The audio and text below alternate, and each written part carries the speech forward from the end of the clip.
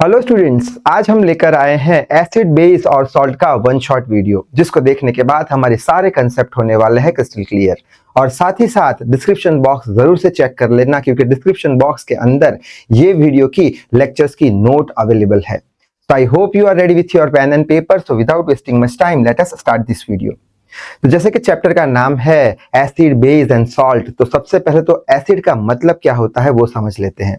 तो एसिड यानी ऐसे सब्सटेंस जिसके पास H प्लस आयन हो और पानी में डालने पर वो हमें H प्लस आयन दे। तो ऐसे सब्सटेंस जिसके पास H प्लस आयन है और पानी में डालने पर वो हमें H प्लस आयन दे, तो उसे हम एसिड बोल देंगे। तो वही बात बोर्ड पे लिखी है, the substance which gives H plus ion is called as acid. और ये जो सब्सटेंस है वो टेस्ट में कैसे होते हैं, वो टेस्ट में सॉर यानी कि खट्टे होते हैं।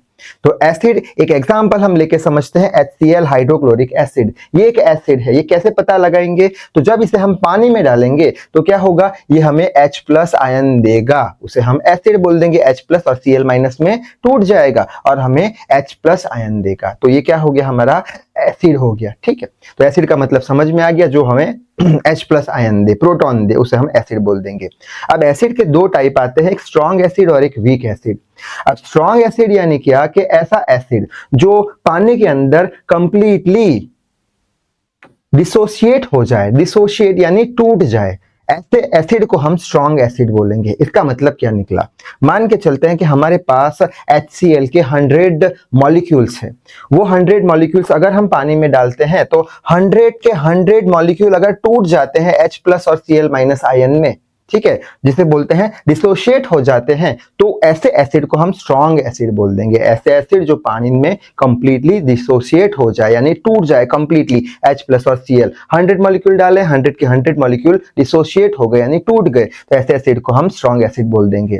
अब कुछ स्ट्रॉन्ग एसिड के एग्जाम्पल हमें याद रखने पड़ेंगे, MCQ में पूछ सकते हैं, जैसे कि हो गया हाइड्रोक्लोरिक एसिड, सल्फ्यूरिक एसिड हो गया, नाइट्रिक एसिड हो गया, फॉस्फोरिक एसिड हो गया, ये हमारा HClO4 क्लोरिक एसिड हो गया। ये इतने नाम इतने सफिशिएंट है, याद रखने पड़ेंगे, किसके लिए, स्ट्रॉन्ग एसिड के लिए। और ये सारे के सारे पानी में क्या हो जाएंगे, कंप्लीटली टूट जाएंगे, डिसोशिएट हो जाएंगे, यानी हमें H प्लस आयन देंगे, बहुत सारे H प्लस आयन देंगे, ऐसा भी बोल सकते हैं हम स्ट्रॉन्ग एसिड के बारे में। ठीक है, उसी तरीके से वीक एसिड यानी क्या, ये ऐसे एसिड होते हैं जो पानी में कंप्लीटली डिसोशिएट नहीं होते, जैसे कि HCN हमारा क्या हो गया, वीक एसिड हो गया।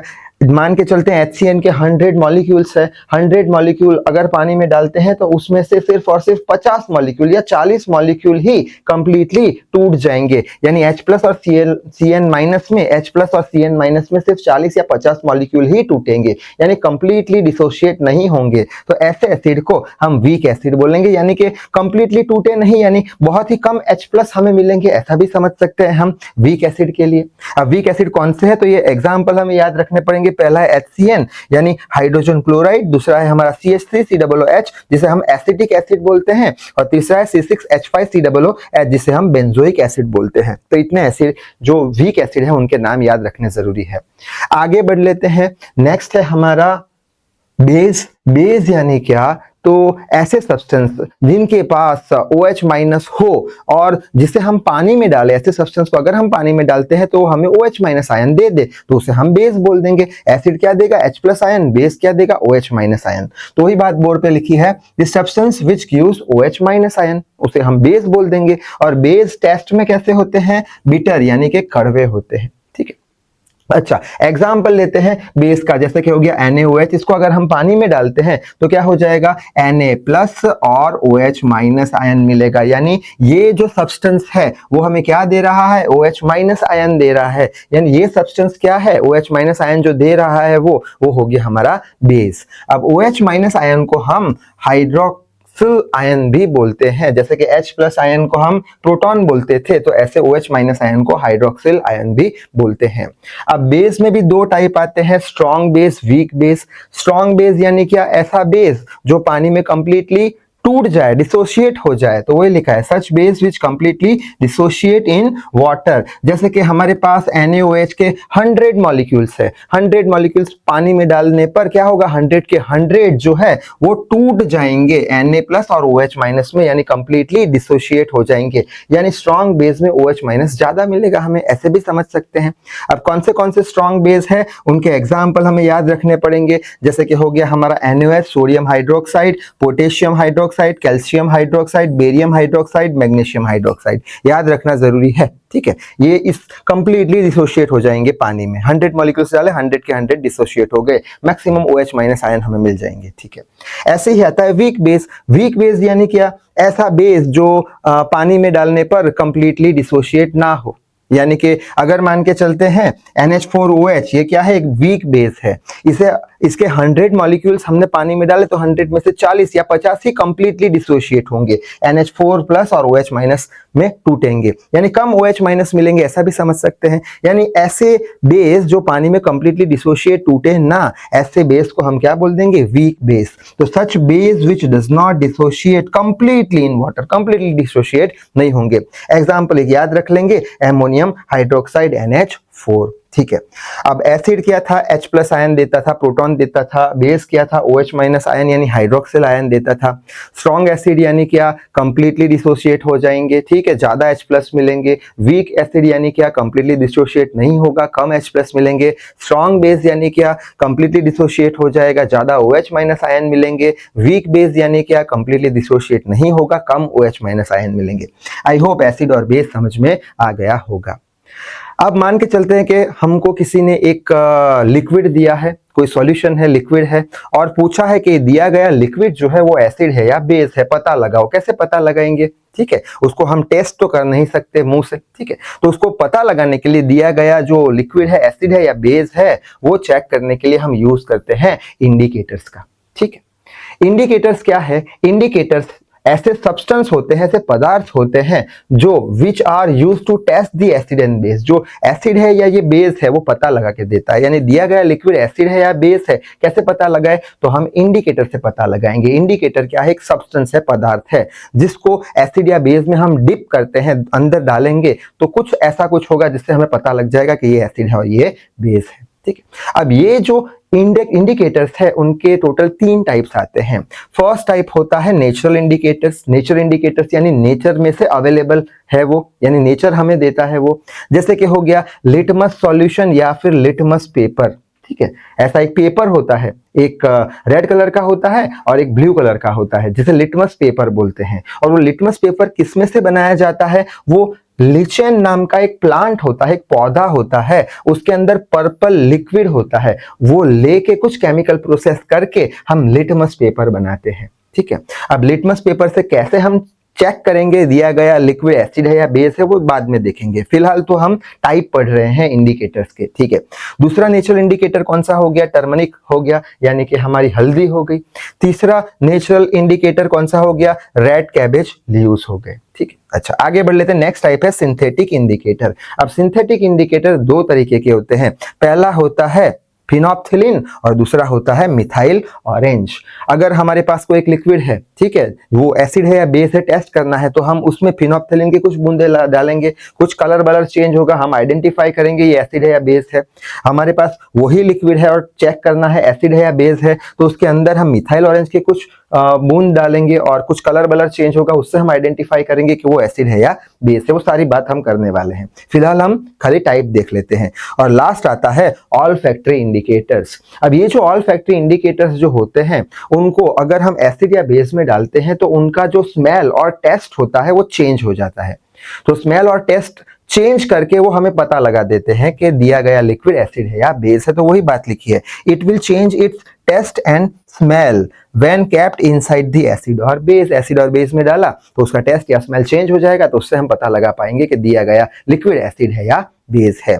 अब कौन से ऑल फैक्ट्री इंडिकेटर्स है, तो हो गया ऑनियन, हो गया वेनिला, हो गया क्लोव, हो गया क्लोव यानी कि जो लौंग आती है गरम मसाले में जिसका यूज किया जाता है, इनको हम अगर एसिड और बेस में डालते हैं तो अपना टेस्ट और स्मेल चेंज कर देंगे और हमें पता लग जाएगा कि एसिड है या बेस है। ठीक है, अच्छा तो अब हम समझ लेते हैं अच्छे से नेचुरल इंडिकेटर कैसे हमें बताएंगे कि कौन सा एसिड है कौन सा बेस है, सिंथेटिक इंडिकेटर कैसे हमें बताएंगे कौन सा एसिड है या बेस है, इसको पढ़ने की जरूरत नहीं है। ठीक है, तो सबसे पहले यहाँ पे हमने एक सैंपल का टेबल बना के रखा है। सैंपल है हमारे पास, रेड लिटमस पेपर है, ब्लू लिटमस पेपर है, बाद में हमारे पास फिनोप्थिलिन है, फिनोप्थिलिन यहाँ पे लिखा है जो कलर लेस होता है, और अंत में हमारे पास मिथाइल ऑरेंज है, तो मिथाइल ऑरेंज भी यहाँ पे लेके रखा है। ठीक है, अच्छा यानी कि हम नेचुरल इंडिकेटर की हेल्प से पता लगाएंगे एसिड है या बेस है, और सिंथेटिक इंडिकेटर की हेल्प से पता लगाएंगे एसिड है या बेस है। हमारे पास सैंपल एसिड का है। अब ये एसिड के सैंपल में अगर हमने रेड लिटमस पेपर डाला तो क्या होगा, एसिड के सैंपल में रेड लिटमस पेपर डालने पर वो रेड ही रहेगा, तो यहाँ पे लिखा है रेड रिमेन्स रेड। और अगर वही सैंपल में, एसिड के सैंपल में अगर हमने ब्लू लिटमस पेपर डाला तो ब्लू लिटमस पेपर अपना कलर चेंज कर देगा और किस में कन्वर्ट हो जाएगा, रेड में कन्वर्ट हो जाएगा। ठीक है, यानी कि एसिड का आइडेंटिटी कौन सा कलर देता है याद रखने के लिए, रेड कलर, यानी रेड डालेंगे तो रेड ही रहेगा litmus paper, blue litmus paper डालेंगे तो रेड में कन्वर्ट हो जाएगा। उसी तरीके से जो एसिड का सैंपल है उसके अंदर अगर हम फिनोप्थिलिन की कुछ बूंद डालते हैं जो कि कलरलेस है, और वो लिक्विड का अगर कलर चेंज नहीं हुआ तो हम बोल देंगे दिया गया सैंपल क्या है, दिया गया सैंपल एसिड है। कलर चेंज अगर नहीं हुआ तो एसिड है फिनोप्थिलिन डालने पर। अब मिथाइल ऑरेंज अगर डालते हैं दिए गए सैंपल में और मिथाइल ऑरेंज अगर रेड कलर का हो जाता है तो हम बोल देंगे कि दिया गया सैंपल कौन सा है, एसिड है। आई होप बात समझ में आ गई होगी। रेड लिटमस पेपर रेड रहेगा एसिड में, ब्लू लिटमस पेपर रेड में कन्वर्ट हो जाएगा एसिड के अंदर, फिनोप्थिलिन कलरलेस है वो डालेंगे एसिड में तो कलरलेस ही रहेगा एसिड, और मिथाइल ऑरेंज अगर डालते हैं एसिड में तो वो किस में कन्वर्ट हो जाएगा, रेड कलर में। उसी तरीके से मान के चलते हैं बेस है हमारे पास, बेस के अंदर अगर हमने रेड लिटमस पेपर डाला तो वो ब्लू में कन्वर्ट हो जाएगा। ठीक है, और बेस के अंदर अगर हमने ब्लू लिटमस पेपर डाला तो वो ब्लू ही रहेगा, यानी कि बेस की आइडेंटिटी क्या है लिटमस पेपर के लिए, ब्लू। ठीक है, यानी बेस के अंदर अगर रेड डालोगे तो ब्लू हो जाएगा, ब्लू डालोगे तो ब्लू ही रहेगा। अब बेस के सैंपल के अंदर अगर हमने फिनोप्थिलिन डाला जो कि कलर लेस है तो वो बेस पिंक कलर का हो जाएगा। ठीक है, और वही सॉल्यूशन के अंदर, वही लिक्विड के अंदर यानी कि बेस के अंदर अगर हमने मिथाइल ऑरेंज डाला तो वो येलो कलर का हो जाएगा। तो ये आइडेंटिटी, ऐसे वो इंडिकेटर्स हमें बता के देते हैं, कलर से इंडिकेट कर देते हैं। ठीक है, तो क्या देखा हमने, एसिड के लिए रेड रेड में रहेगा, ब्लू रेड में कन्वर्ट हो जाएगा, फिनोप्सिलिन डालने पर कलरलेस रहेगा, मिथाइल ऑरेंज डालने पर रेड हो जाएगा। बेस के लिए क्या देखा, ब्लू लिटमस पेपर ब्लू ही रहेगा, रेड लिटमस पेपर ब्लू बन जाएगा, मिथाइल ऑरेंज डालने पर वो पिंक बन जाएगा, और फिनोप्सिलिन डालने पर वो पिंक हो जाएगा और मिथाइल ऑरेंज डालने पर वो येलो बन जाएगा। ठीक है, अच्छा एक और एग्जांपल लेके देखते हैं, NaOH सोडियम हाइड्रोक्साइड। अब ये सोडियम हाइड्रोक्साइड क्या है, हमारा एक बेस है, OH माइनस आयन दे रहा है। ठीक है, बेस है, अभी अभी हमने देखा।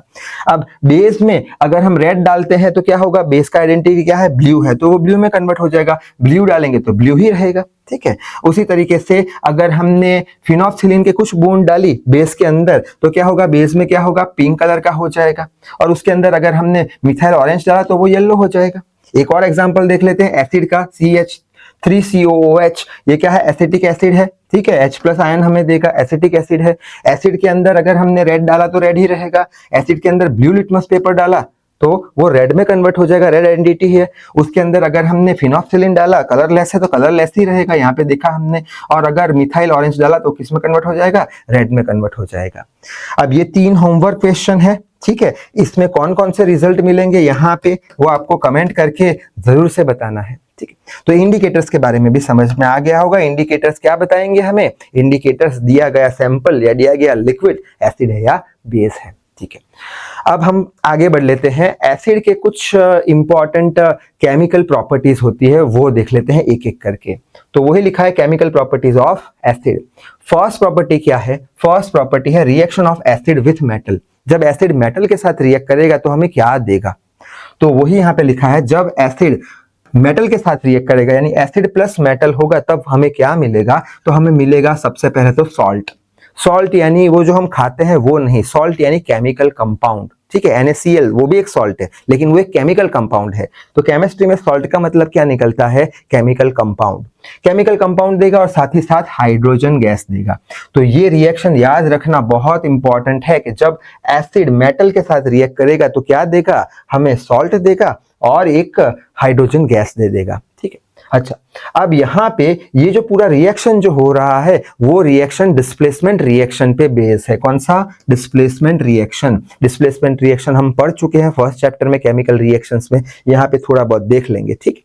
अच्छा, एज फॉर एग्जाम्पल हमारे पास जिंक जो कि एक मेटल है, जिंक जो कि एक मेटल है, उसको हम एसिड में डालते हैं। एसिड कौन सा है हमारा? HCl, हाइड्रोक्लोरिक एसिड है।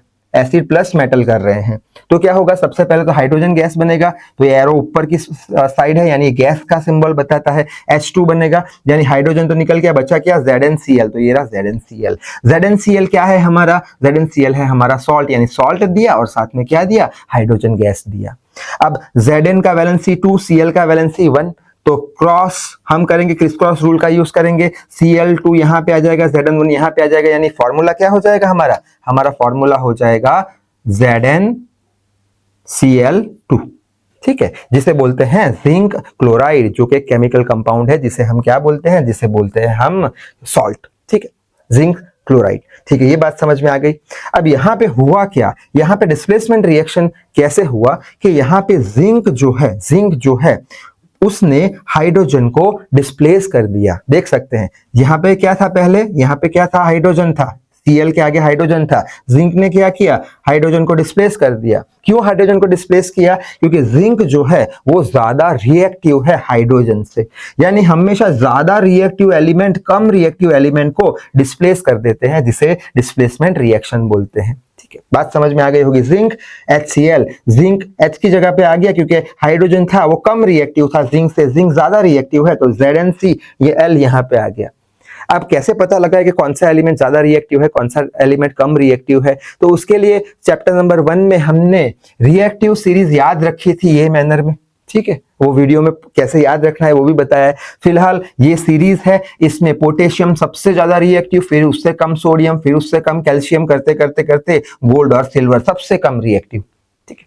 अच्छा, यहाँ पे H कहाँ पे आ रहा है? H हमारा यहाँ पे है और Zn कहाँ पे है? Zn हमारा यहाँ पे है, यानी Zn जो है ज्यादा रिएक्टिव है। जैसे जैसे नीचे जाएंगे रिएक्टिविटी कम होती जाएगी। Zn ज्यादा रिएक्टिव है तो उसने H को क्या कर दिया? H को रिप्लेस कर दिया, यानी उसको डिस्प्लेस कर दिया। डिस्प्लेसमेंट रिएक्शन इसको बोलते हैं, ठीक है।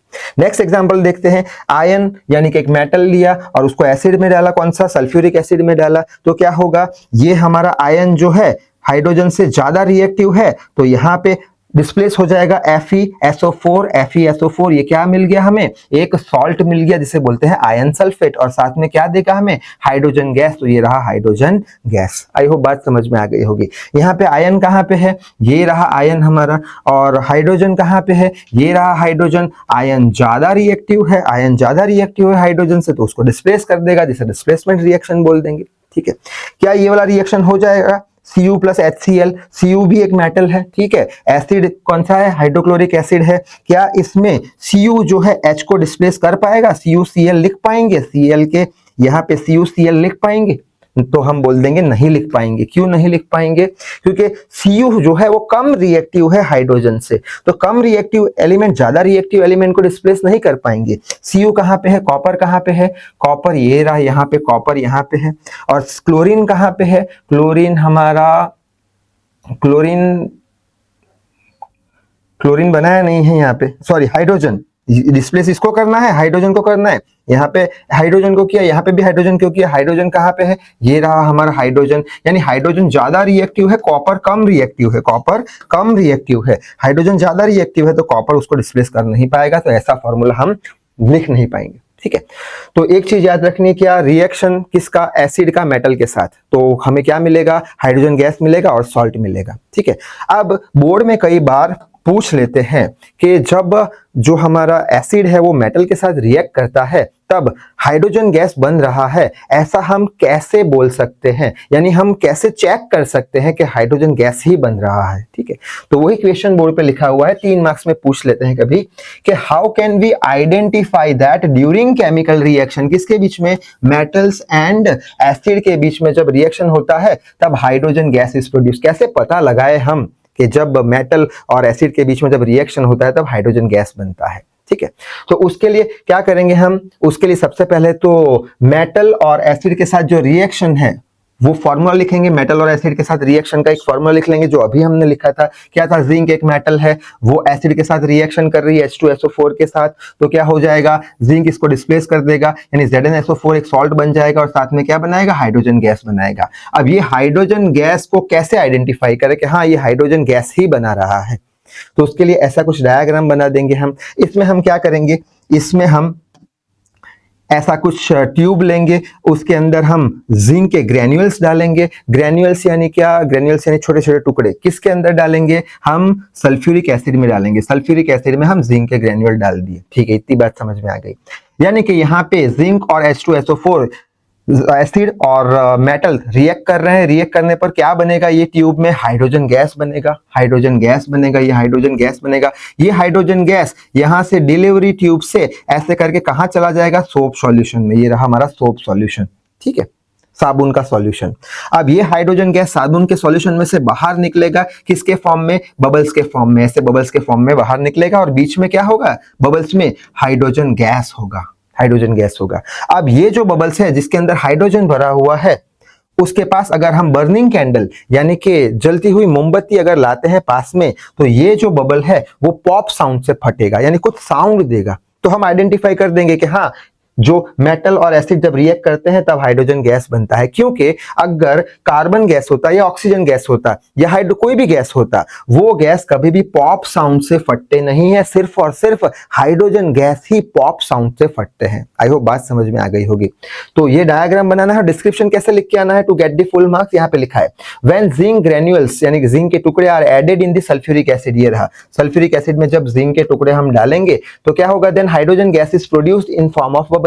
हाइड्रोजन गैस इसमें बनना चालू हो जाएंगे। This bubbles travel from the delivery tube, ये डिलीवरी ट्यूब से ट्रैवल करके कहां जाएंगे, from the delivery tube and enters inside the soap solution and comes out. Soap solution में से बाहर आना शुरू करेंगे।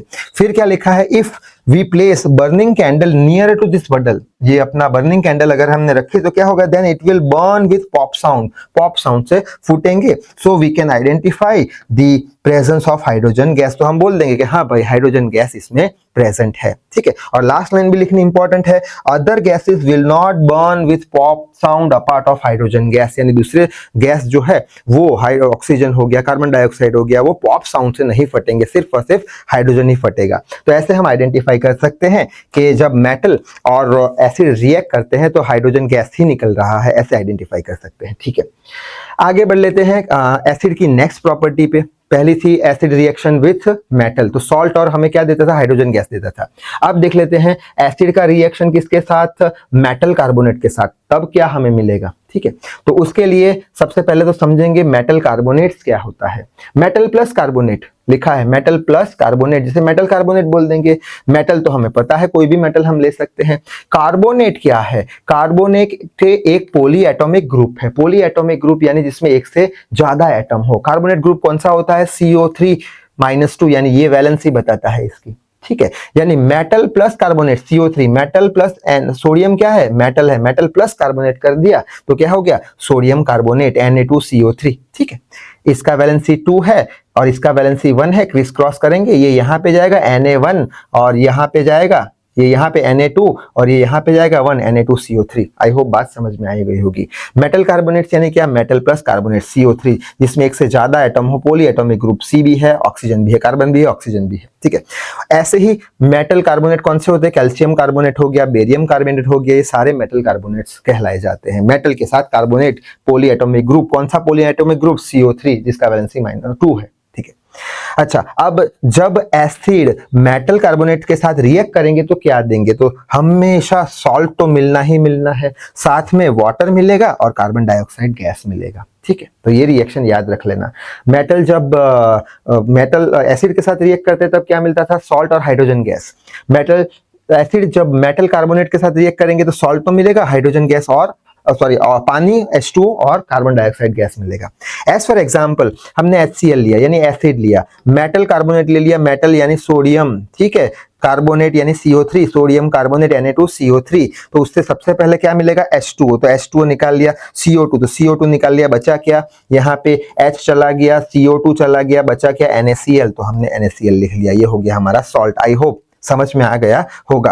अब क्या ये इक्वेशन बैलेंस है, तो हम बोलेंगे इक्वेशन बैलेंस तो नहीं है। क्यों, क्योंकि यहाँ पे Na2 सोडियम के 2 एटम है, यहाँ पे सोडियम का एक ही एटम है, तो 2 करना पड़ेगा, बैलेंस करना पड़ेगा। तो यहाँ पे अगर 2 लगाते हैं हम तो 2 सोडियम हो गया और क्लोरीन भी 2 हो गए, यहाँ पे क्लोरीन 1 है तो यहाँ पे भी हम 2 लगा देंगे, जिससे करके बैलेंस हो जाए। और एग्जाम में हमेशा हमें बैलेंस्ड इक्वेशन लिखने जरूरी है, तभी जाके हमें फुल मार्क्स मिलेंगे। सो आई होप ये रिएक्शन भी क्लियर हो चुका होगा।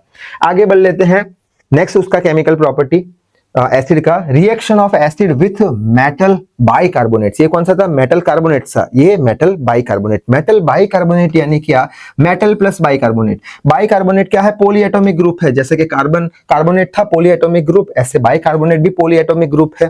कार्बोनेट कौन सा पॉलीएटॉमिक ग्रुप था, CO3, ठीक है, ऐसे ही बाइकार्बोनेट कौन सा पॉलीएटॉमिक ग्रुप है, HCO3, खत्म, बाइकार्बोनेट HCO3, जिसका वैलेंसी 1 होगा। यानी कि मेटल के साथ बाइकार्बोनेट, सोडियम क्या हो गया, मेटल हो गया, उसके साथ बाइकार्बोनेट यानी NaHCO3, सोडियम का वैलेंसी 1, HCO3 का वैलेंसी 1, 1 1 कैंसिल यानी NaHCO3। ठीक है, उसी तरीके से कैल्शियम बाइकार्बोनेट CaHCO3, कैल्शियम का वैलेंसी 2 है और इसका HCO3 का वैलेंसी 1 है, तो क्रिस क्रॉस करेंगे, ये यहाँ पे जाएगा Ca1, ये 2 यहाँ पे जाएगा, तो CaHCO3 ट्वाइस। ठीक है, नेक्स्ट है बेरियम बाइकार्बोनेट, बेरियम का वैलेंसी 2, HCO3 का वैलेंसी 1, क्रिस क्रॉस करेंगे तो ये 2 यहाँ पे चला जाएगा, ये 1 यहाँ पे आ जाएगा, तो BaHCO3 ट्वाइस। तो ये हमारे मेटल बाइकार्बोनेट्स हो गए। तो जब एसिड जो है मेटल बाइकार्बोनेट्स के साथ रिएक्ट करेंगे तो क्या होगा, सेम यही याद रखना है, सॉल्ट हमें मिलेगा और साथ में H2O पानी और कार्बन डाइऑक्साइड गैस मिल जाएगा। एग्जाम्पल ले लेते हैं, हमारे पास HCl है, HCl क्या है हमारा, HCl हमारा एक एसिड है, ठीक है, यहाँ पे एसिड है। NaHCO3 क्या है, मेटल बाइकार्बोनेट, Na क्या है, मेटल, HCO3 क्या है, बाइकार्बोनेट, तो मेटल बाइकार्बोनेट है। रिएक्शन होगा तो क्या मिलेगा, H2O CO3, H2O और CO2 मिल गया, यानी यहाँ पे H गया, ये गया, H गया, बचा क्या, NaCl, तो हमें सॉल्ट मिल गया। ठीक है, सो आई होप ये भी चीज क्लियर हो चुकी होगी। ठीक है, तो अभी अभी हमने क्या देखा कि एसिड जब मेटल कार्बोनेट के साथ और मेटल बाइकार्बोनेट के साथ रिएक्ट करते हैं तो हमें क्या देते हैं, कार्बन डाइऑक्साइड गैस। अब बोर्ड में पूछ लेते हैं कभी कभी क्वेश्चन 2 मार्क्स में कि how to identify the presence of CO2 gas. CO2 gas जो दे रहा है उसका हम प्रेजेंस है, वहां पे प्रेजेंट है CO2 गैस, वो कैसे आइडेंटिफाई करे जब एसिड जो है वो मेटल कार्बोनेट्स या फिर मेटल बाइकार्बोनेट के साथ रिएक्ट करे। अभी मेटल देखा हमने, मेटल कार्बोनेट या मेटल बाइकार्बोनेट के साथ एसिड जब रिएक्ट करता है तब CO2 कार्बन डाइऑक्साइड गैस देता है। तो कैसा पता लगाया कि कार्बन डाइऑक्साइड गैस ही है। हाइड्रोजन गैस कैसे पता लगाया था, पॉप साउंड से। कार्बन डाइऑक्साइड गैस कैसे पता लगाए, तो उसके लिए हम एक टेस्ट करेंगे जिसको बोलते हैं लाइम वाटर टेस्ट। ठीक है, लाइम वाटर टेस्ट में क्या होगा, हम लाइम वाटर लेंगे एक और वो लाइम वाटर में से CO2 carbon dioxide gas pass करेंगे। ठीक है, लाइम वाटर होता है हमारा CaOH2, ठीक है, जिसे बोलते हैं calcium hydroxide, calcium hydroxide CaOH2, जिसे बोलते हैं लाइम वाटर, और वो कैसा होता है, कलरलेस होता है। तो ये लाइम वाटर में, ठीक है, ये लाइम वाटर में अगर हम CO2 गैस पास करते हैं तो क्या होगा, CO2 गैस पास करने पर हमें कुछ सॉल्ट मिलेगा जिसे हम बोलते हैं कैल्शियम कार्बोनेट, और वो मिल्की व्हाइट कलर का हो जाएगा। पहले क्या लिया था हमने, लाइम वाटर लिया था, वो कैसा था, कलरलेस, लेकिन उसके अंदर CO2 गैस पास कराया हमने तो ये कलरलेस में से किस में कन्वर्ट हो गया, मिल्की व्हाइट कलर में कन्वर्ट हो गया, और कैल्शियम कार्बोनेट मिला और साथ में पानी भी दिया। ठीक, अब हर एक गैस मिल्की व्हाइट कलर नहीं देते, सिर्फ और सिर्फ CO2 गैस ही मिल्की व्हाइट कलर देते हैं। तो वही बात लिखा है, when CO2 gas is pass through lime water, ये रहा lime water, which is colourless, ये कलरलेस है जिसमें से CO2 गैस हमने पास किया, then it will give calcium carbonate, calcium carbonate दे दिया, और कौन से कलर का दिया, मिल्की व्हाइट कलर का दिया, और साथ में H2O भी दिया। And other gases will not give milky white colour, दूसरे गैस अगर पास करेंगे लाइम वाटर में से तो मिल्की व्हाइट कलर देगा नहीं, ठीक है। अच्छा, एक स्टेप और आगे बढ़ते हैं कि अगर यही कैल्शियम कार्बोनेट में अगर हम एक्सेस अमाउंट ऑफ CO2 पास करते हैं, ज्यादा अमाउंट में और CO2 पास करते हैं, पहले तो पता लगा दिया हमने कि कार्बन डाइऑक्साइड ही है, कैसे, लाइम वाटर में जो कलरलेस है उसमें कार्बन डाइऑक्साइड पास किया तो वो मिल्की व्हाइट कलर का हमें कैल्शियम कार्बोनेट मिल गया। अब वही कैल्शियम कार्बोनेट में अगर और ज्यादा अमाउंट में हम CO2 गैस पास कराते हैं तो उससे हमें क्या मिलेगा, उससे हमें कैल्शियम बाइकार्बोनेट मिलेगा, ठीक है। यहाँ पे कैल्शियम का वैलेंसी 2 है और HCO3 बाइकार्बोनेट ग्रुप का वैलेंसी 1 है, क्रिस क्रॉस करेंगे तो ये 2 यहाँ पे आ गया, ये 1 यहाँ पे आ गया, तो CaHCO3, ठीक है। तो इस तरीके से हम पता लगा पाएंगे। तो लिखा है, so by using lime water test we can identify the presence of CO2 gas. I hope समझ में आ गया होगा CO2 गैस प्रेजेंस है, नया नहीं, कैसे पता लगाएंगे, लाइम वाटर के अंदर CO2 पास कर दो तो मिल्की व्हाइट कलर का कैल्शियम कार्बोनेट मिल जाएगा, वही कैल्शियम कार्बोनेट में से अगर हम ज्यादा अमाउंट ऑफ CO2 पास करते हैं तो कैल्शियम बाइकार्बोनेट मिल जाएगा, जो बताता है कि CO2 गैस प्रेजेंट है, ठीक है। आगे बढ़ लेते हैं उसकी नेक्स्ट प्रॉपर्टी, एसिड की नेक्स्ट प्रॉपर्टी है reaction of acid with metallic oxide. Acid जब मेटालिक ऑक्साइड से रिएक्ट करेगा तब क्या होगा, तो मेटालिक ऑक्साइड होता क्या है वो समझ लेते हैं। मेटालिक ऑक्साइड, मेटल जब ऑक्सीजन के साथ कंबाइन होता है तो उसे मेटालिक ऑक्साइड बोलते हैं। तो लिखा है, metal in combination with oxygen is called as metallic oxide. Metal oxygen के साथ है, बस मेटालिक ऑक्साइड।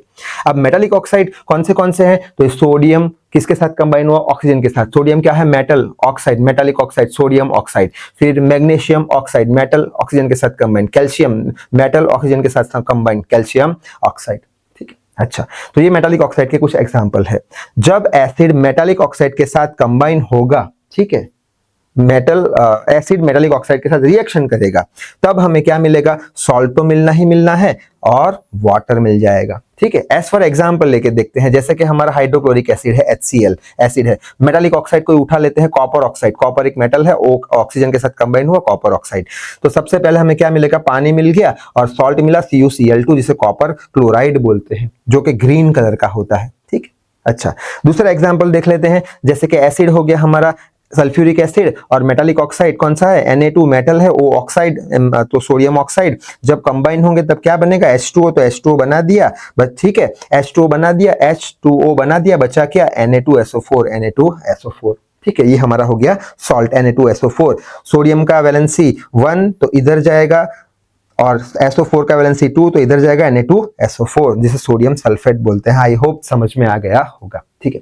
अब नेक्स्ट उसकी केमिकल प्रॉपर्टी देख लेते हैं एसिड की, reaction of acid with base, ठीक है। बेस के साथ रिएक्ट करेगा तब क्या होगा, यानी एसिड और बेस दोनों को हम मिक्स कर रहे हैं तब क्या होगा, तो जब एसिड और बेस को जब हम मिक्स करते हैं तो वो प्रोसेस को हम न्यूट्रलाइजेशन प्रोसेस बोलते हैं, ठीक है। तो याद रखना, एसिड और बेस को जब मिक्स करते हैं तो वो प्रोसेस को न्यूट्रलाइजेशन प्रोसेस बोलते हैं, और एसिड और बेस को मिक्स करने पर हमें सॉल्ट तो मिलेगा ही मिलेगा और वाटर भी मिलेगा, सेम ऐसा ही रिएक्शन याद रखना है, सॉल्ट तो मिलेगा और वाटर भी मिलेगा।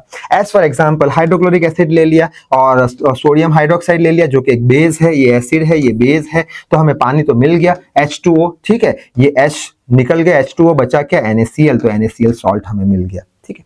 उसी तरीके से हमने एक एसिड लिया H2SO4 सल्फ्यूरिक एसिड, उसको किस में मिक्स किया, NaOH सोडियम हाइड्रोक्साइड में, तो क्या मिला, H2O मिला और साथ में क्या मिला, हमें सॉल्ट मिला Na2SO4। यहाँ पे सोडियम का वैलेंसी 1 यहाँ पे चला जाएगा, SO4 का वैलेंसी 2 तो यहाँ पे चला जाएगा, तो Na2SO4 जो कि एक सॉल्ट है, सोडियम सल्फेट जिसे बोलते हैं। आई होप इतनी प्रॉपर्टी अच्छे से क्लियर हो चुकी होगी जो एसिड की प्रॉपर्टी थी। अब हम पढ़ लेते हैं बेस की प्रॉपर्टी, बेस की केमिकल प्रॉपर्टी। इसमें सिर्फ और सिर्फ 2 ही प्रॉपर्टी हमें पढ़नी है, ठीक है। पहली प्रॉपर्टी है reaction of base with metal. वहां पे हमने देखा था reaction of acid with metal, तो क्या देता था वो, हमें सॉल्ट देता था और हाइड्रोजन गैस देता था, बस ये भी वही देने वाला है। तो बेस को अगर हम मेटल के साथ मिक्स करते हैं तो क्या देगा, सॉल्ट देगा और हाइड्रोजन गैस देगा, सेम, ठीक है। यहाँ पे बेस कौन सा ले ले, NaOH एक बेस ले लेते हैं, सोडियम हाइड्रोक्साइड, मेटल कौन सा, जिंक, जो कि मेटल का पीस ले, थोड़ा ग्रेन्यूल्स ले लेते हैं, मिक्स करेंगे तो क्या मिलेगा, हाइड्रोजन गैस मिलेगा और Na2 ZnO2, ये हमें क्या मिल जाएगा, सोडियम जिंकेट नाम का एक सॉल्ट मिल जाएगा, सोडियम जिंकेट नाम का हमें एक सॉल्ट मिल जाएगा। ठीक है, नेक्स्ट प्रॉपर्टी देख लेते हैं, reaction of base with non metallic oxide. Non metallic oxide यानी क्या, metal, non metal combines with oxygen, non metal combines with oxygen. Metallic oxide क्या होता था, metal combines with oxygen, non metallic oxide यानी metal जो नहीं है oxygen के साथ कंबाइन हुआ है। ठीक है, जैसे कि हो गया हमारा कार्बन डाइऑक्साइड। कार्बन डाइऑक्साइड क्या है, कार्बन क्या है, मेटल नहीं है, non metal, combine oxygen, CO2, non metallic oxide. ठीक है, अब जब बेस को नॉन मेटालिक ऑक्साइड के साथ हम मिक्स करेंगे तब क्या रिएक्शन मिलेगा, क्या मिलेगा हमें, सॉल्ट और वाटर हमें मिलने वाला है। ये याद रखना जरूरी है, किसके लिए, रिएक्शन बेस का नॉन मेटालिक ऑक्साइड के साथ। ये रहा हमारा बेस CaCO3 जिसे हम स्लेक लाइम वाटर बोलते हैं, कैल्शियम हाइड्रोक्साइड प्लस CO2 क्या है, कार्बन डाइऑक्साइड, वो क्या है, नॉन मेटालिक ऑक्साइड है, कार्बन मेटल है नहीं, ऑक्सीजन के साथ कंबाइन में है तो नॉन मेटालिक ऑक्साइड हो गया। इससे हमें क्या मिलेगा, एक तो H2O मिल गया और साथ में क्या मिला, CaCO3 जो मिल्की व्हाइट कलर का होता है। शायद से ये रिएक्शन याद आ रहा होगा कि कार्बन डाइऑक्साइड का प्रेजेंस हम कैसे चेक करें, तो कैसे चेक करेंगे हम कि जो हमारा लाइम होगा, स्लेक लाइम वाटर टेस्ट में किया था, लाइम वाटर होगा जो कलरलेस होता है, उसमें से कार्बन डाइऑक्साइड पास किया तो हमें मिल्की व्हाइट कैल्शियम कार्बोनेट मिलता था और पानी मिलता था, याद हो तो वो हमने लिख लिया। सो आई होप इतनी बात क्लियर हो गई होगी। अब हम एक इंपॉर्टेंट प्रॉपर्टी पढ़ने जा रहे हैं एसिड और बेस की। ठीक है, जो कि बहुत इंपॉर्टेंट है एग्जाम पॉइंट ऑफ व्यू से। कौन सी प्रॉपर्टी है कि some acid and base solution can conduct the electricity. Solution की बात हो रही है, एसिड और बेस सॉल्यूशन जो है वो इलेक्ट्रिसिटी को कंडक्ट कर सकते हैं। कैसे कंडक्ट कर सकते हैं, तो यहाँ पे हमें ऐसा डायग्राम बनाना है। यहाँ पे हमने एक बीकर लिया है, ठीक है, बीकर के अंदर हमने हाइड्रोक्लोरिक एसिड लिया है। कोई भी बेस ले लो, कोई भी एसिड ले लो, यहाँ पे हम एसिड लेके समझ रहे हैं, बेस से भी समझ सकते हैं। इसकी इंपॉर्टेंट प्रॉपर्टी क्या है, कोई एसिड और कोई बेस जो है, कुछ एसिड कुछ बेस इलेक्ट्रिसिटी को कंडक्ट कर सकते हैं, तो हम एसिड लेके समझ लेते हैं। यहाँ पे बेस से भी समझ सकते हैं। यहाँ पे हमने एक एसिड लिया, हाइड्रोक्लोरिक एसिड, ठीक है, बीकर के अंदर। बाद में एक रबर का सपोर्ट लिया है जिसे रबर बेस बोल देंगे। उसके ऊपर 2 आयन नेल यानी लोहे की कीलें हमने लगा दी है, ठीक है। एक कील को हमने नेगेटिव टर्मिनल से कनेक्ट किया है बैटरी की, और दूसरे कील को हमने पॉजिटिव टर्मिनल से कनेक्ट किया है बैटरी की, और बाद में हमने एक बल्ब लगा दिया है, ठीक है। जब हम की यानी कि स्विच को ऑन करेंगे, इलेक्ट्रिसिटी पास करेंगे, तब क्या बल्ब ग्लो होगा। तो ऐसे तो यहाँ पे तो गैप दिख रहा है, हमें गैप दिख रहा है, तो इलेक्ट्रिसिटी जो है हमारी यहाँ से यहाँ जा नहीं पाएगी, बीच में कुछ गैप है, ठीक है, जा नहीं पाएगी। लेकिन जब हम स्विच को ऑन करेंगे तब इलेक्ट्रिसिटी जाएगी और बल्ब जो है ग्लो करेगा। अब क्वेश्चन आएगा कि गैप है फिर इलेक्ट्रिसिटी कैसे ट्रांसफर हुई, तो इसका सिंपल सा रीजन है, हमने HCl लिया है। HCl में जब हम इलेक्ट्रिसिटी पास करेंगे, HCl में हम इलेक्ट्रिसिटी पास करेंगे या फिर वाटर में मिक्स करेंगे, इलेक्ट्रिसिटी पास करेंगे, तो क्या होगा, वो H+ और Cl- में टूट जाएगा, ठीक है। H+ आयन जो है वो अकेला पॉसिबल नहीं है नेचर में, इसलिए हम इसे H3O+ भी बोल सकते हैं, जिसे बोलते हैं हाइड्रोनियम आयन। याद रखना, इसको प्रोटॉन बोलते हैं, प्रोटॉन को हम H3O+ भी लिख सकते हैं, ठीक है, जिसे हाइड्रोनियम आयन बोलते हैं, ठीक है। तो जैसे इलेक्ट्रिसिटी पास करी क्या हो जाएगा, H+ और Cl- आयन सेपरेट हो जाएंगे, यानी इसके अंदर बहुत सारे H+ और Cl- आयन बहुत सारे आ जाएंगे। और ये सारे जो आयंस होते हैं वो क्या करेंगे, ऐसे असंख्य आयंस है, क्योंकि HCl क्या है, स्ट्रॉन्ग एसिड है, और स्ट्रॉन्ग एसिड का मतलब क्या निकलता है, completely dissociate in water, completely टूट जाएंगे, यानी बहुत सारे H+ और Cl- आयन देंगे। और ये सारे आयंस जो है वो ये सॉल्यूशन में मूव करते रहते हैं, और ये सारे जो आयन है वो इलेक्ट्रिसिटी को कैरी करके, इलेक्ट्रिसिटी को लेके एक नेल पे से दूसरे नेल पे जाते हैं।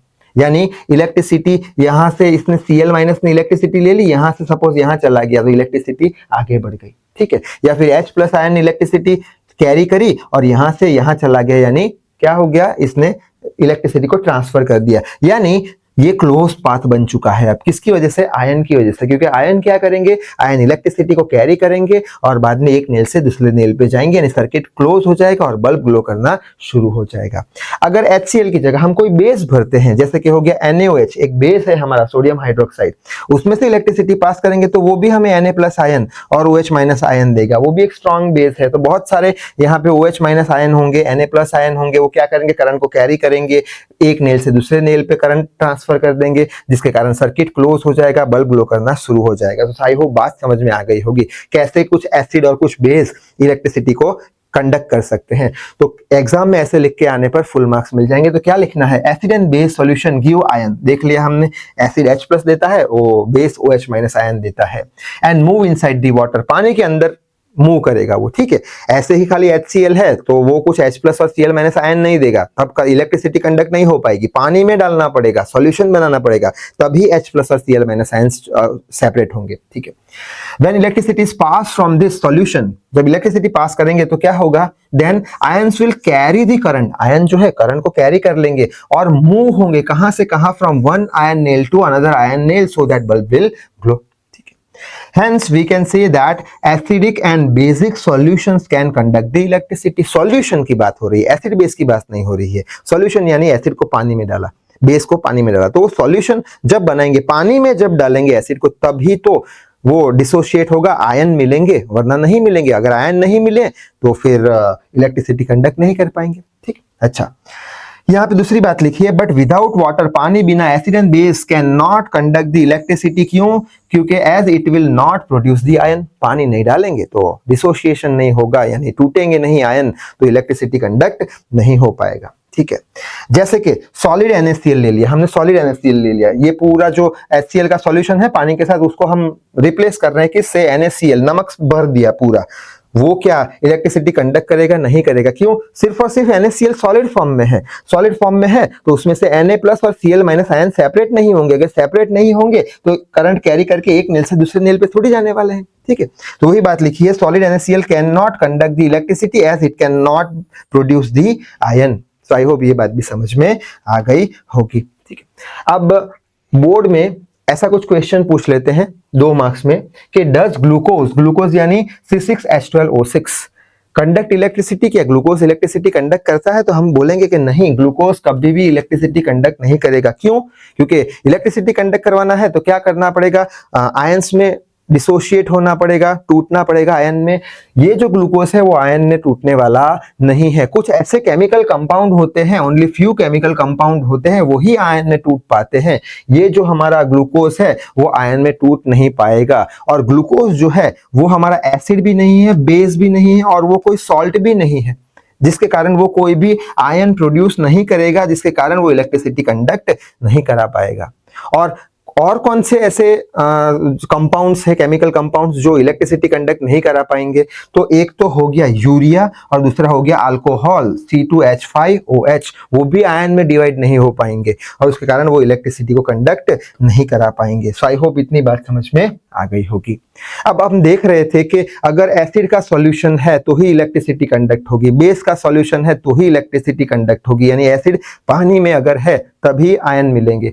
तो एसिड का सॉल्यूशन कैसे बनाए या फिर बेस का सॉल्यूशन कैसे बनाए? तो अगर हमें एसिड का सॉल्यूशन बनाना है तो सबसे पहले तो हम पानी लेंगे ज्यादा मात्रा में और उसमें धीरे धीरे हम एसिड डालेंगे, ठीक है। पहले पानी लेंगे ज्यादा मात्रा में, फिर धीरे धीरे एसिड डालेंगे। तो वही लिखा है, always acid is slowly added to water, acid को पानी में डालना है। बेसिक सॉल्यूशन बनाना है तो always base is slowly added into the water, ठीक है। और ये जो फिनोमिना है एसिड को पानी में डालने की या फिर बेस को पानी में डालने की, उसको बोलते हैं डाइल्यूटेशन फिनोमिना। ये प्रोसेस को डाइल्यूटेशन बोलते हैं, ठीक है। अब क्वेश्चन आएगा कि मैं पहले एसिड ले रहा हूं और बाद में धीरे धीरे पानी डाल रहा हूं, तो क्या होगा? तो एक्सीडेंट होगा। क्यों एक्सीडेंट होगा? तो जब भी एसिड और पानी को हम मिक्स करते हैं तो वो प्रोसेस होती है हेक्सोथर्मिक। कौन सी प्रोसेस होती है? हेक्सोथर्मिक। हेक्सोथर्मिक प्रोसेस में क्या होता है? हमने फर्स्ट चैप्टर में पढ़ा था, लार्ज अमाउंट ऑफ हीट निकलती है, ठीक है। अगर पहले पानी लिया है हमने और धीरे धीरे एसिड डालेंगे तो जो लार्ज अमाउंट ऑफ हीट निकलेगी वो पानी एब्सॉर्ब कर लेगा, तो एक्सीडेंट नहीं होगा। लेकिन अगर हमने एसिड लिया है और उसमें धीरे धीरे पानी डालेंगे तो क्या होगा? लार्ज अमाउंट ऑफ हीट निकलेगी और एसिड एब्सॉर्ब नहीं करेगा, वो सीधा ब्लास्ट करेगा, ठीक है। तो सॉल्यूशन कैसे बनाना है, हमेशा एसिड के अंदर पानी के अंदर थोड़ा थोड़ा एसिड डालना है या पानी के अंदर थोड़ा थोड़ा बेस डालना है। क्यों? क्योंकि वो हेक्सोथर्मिक प्रोसेस है इसलिए, ठीक है। अच्छा, तो ये बात भी समझ में आ गई होगी डाइल्यूटेशन की।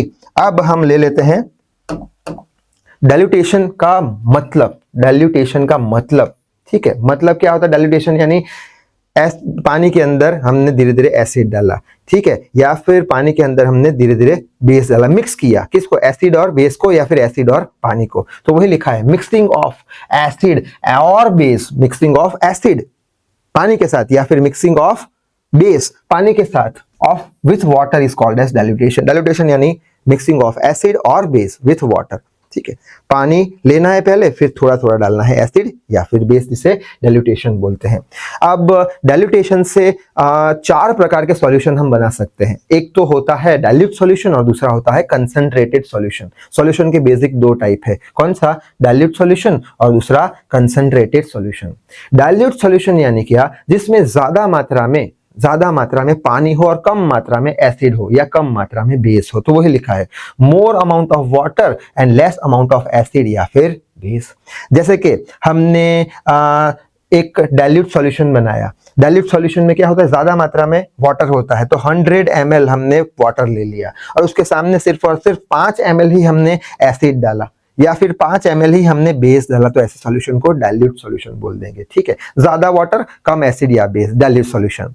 फिर आता है कंसंट्रेटेड सॉल्यूशन। कंसंट्रेटेड सॉल्यूशन यानी क्या, कंसंट्रेटेड सॉल्यूशन यानी ज्यादा एसिड और बेस और कम पानी। कंसंट्रेटेड सॉल्यूशन यानी क्या, मोर अमाउंट ऑफ एसिड या फिर बेस और कम पानी, ठीक है। जैसे कि कंसंट्रेटेड सॉल्यूशन बनाया हमने तो ज्यादा एसिड और बेस डाल दिया, यानी 100 ml हमने एसिड या फिर बेस डाला है, किसमें, 5 ml वाटर में, यानी पानी का अमाउंट कम है, एसिड और या फिर बेस का अमाउंट ज्यादा है, तो उसे कंसंट्रेटेड सॉल्यूशन बोलते हैं, ठीक है। ऐसा ही आता है dilute acidic solution. Dilute acidic solution. अब डाइल्यूट का मतलब क्या निकलता है, डाइल्यूट का मतलब ज्यादा पानी, तो यहाँ पे लिखा है मोर H2O। डाइल्यूट का मतलब लिखा ना यहाँ पे, more amount of water less amount of acid, तो मोर अमाउंट ऑफ H2O और लेस अमाउंट किसका, एसिड का, लेस अमाउंट ऑफ एसिड। अगर ज्यादा अमाउंट हमने कम अमाउंट एसिड लिया है तो उसमें से H+ आयन भी कम मिलेंगे, यानी डाइल्यूट एसिडिक सॉल्यूशन में हमें less amount of H+ ion मिलेगा या फिर नंबर ऑफ H+ आयन हमें कम मिलने वाले हैं। क्यों, हमने कम एसिड लिया तो कम H+ आयन मिले तो नंबर ऑफ H+ आयन कम मिलेंगे, जिसे डाइल्यूट एसिडिक सॉल्यूशन बोल देंगे, ठीक है। उसी तरीके से कंसंट्रेटेड एसिडिक सॉल्यूशन यानी क्या, कंसंट्रेटेड सॉल्यूशन यानी क्या, देखा अभी, कंसंट्रेटेड सॉल्यूशन कम पानी ज्यादा एसिड, ठीक है। तो यहाँ पे वही लिखा है लेस H2O ज्यादा एसिड। ज्यादा एसिड डाला तो ज्यादा H+ आयन मिलेंगे, ज्यादा H+ आयन मिले यानी नंबर ऑफ H+ आयन ज्यादा होंगे, किसमें, कंसंट्रेटेड एसिडिक सॉल्यूशन में, ठीक है। ऐसा ही आता है डाइल्यूट बेसिक सॉल्यूशन। डाइल्यूट यानी क्या, डाइल्यूट यानी ज्यादा पानी है, ज्यादा पानी, तो लिखा है मोर H2O, ठीक है। और डाइल्यूट बेसिक सॉल्यूशन यानी कम बेस तो लेस बेस। अगर कम बेस होगा, बेस कौन सा आयन देते हैं, OH- आयन, तो लेस OH- आयन मिलेगा, यानी नंबर ऑफ OH- आयन कैसा होगा, लेस होगा, किसमें, डाइल्यूट बेसिक सॉल्यूशन में। आई होप बात समझ में आ रही है, ठीक है। ऐसे ही आता है कंसंट्रेटेड बेसिक सॉल्यूशन। कंसंट्रेटेड यानी क्या, ज्यादा बेस, ठीक है, मोर बेस, और कंसंट्रेटेड यानी क्या, डाइल्यूट यानी ज्यादा पानी, कंसंट्रेटेड यानी कम पानी, कंसंट्रेटेड यानी कम। शायद से बात समझ में आ रही है आपके, ठीक है। ज्यादा बेस होगा तो ज्यादा OH- आयन देगा, नंबर ऑफ OH- आयन ज्यादा होंगे। आई होप डाइल्यूट सॉल्यूशन और कंसंट्रेटेड सॉल्यूशन क्लियर हो गया होगा। डाइल्यूट में क्या होगा, ज्यादा पानी कम एसिड या बेस, ठीक है। कंसंट्रेटेड सॉल्यूशन में, कंसंट्रेटेड सॉल्यूशन एसिड का कंसंट्रेशन यानी कि एसिड ज्यादा, बेस ज्यादा या फिर और पानी कम। आई होप इतनी बात समझ में आ गई होगी। अब यही बात कुछ क्वेश्चन लेके समझने की कोशिश करते हैं। लिखा है how does the concentration of H+ ion या फिर H3O+ देखा था हमने, ठीक है, ion affected when acidic solution is diluted, यानी हमारे पास एसिडिक सॉल्यूशन है, उसको डाइल्यूट कर रहे हैं, हमारे पास एसिडिक सॉल्यूशन है, उसे हम डाइल्यूट कर रहे हैं। एसिडिक सॉल्यूशन में H+ और या फिर H3O+ कैसे होंगे, ज्यादा होंगे।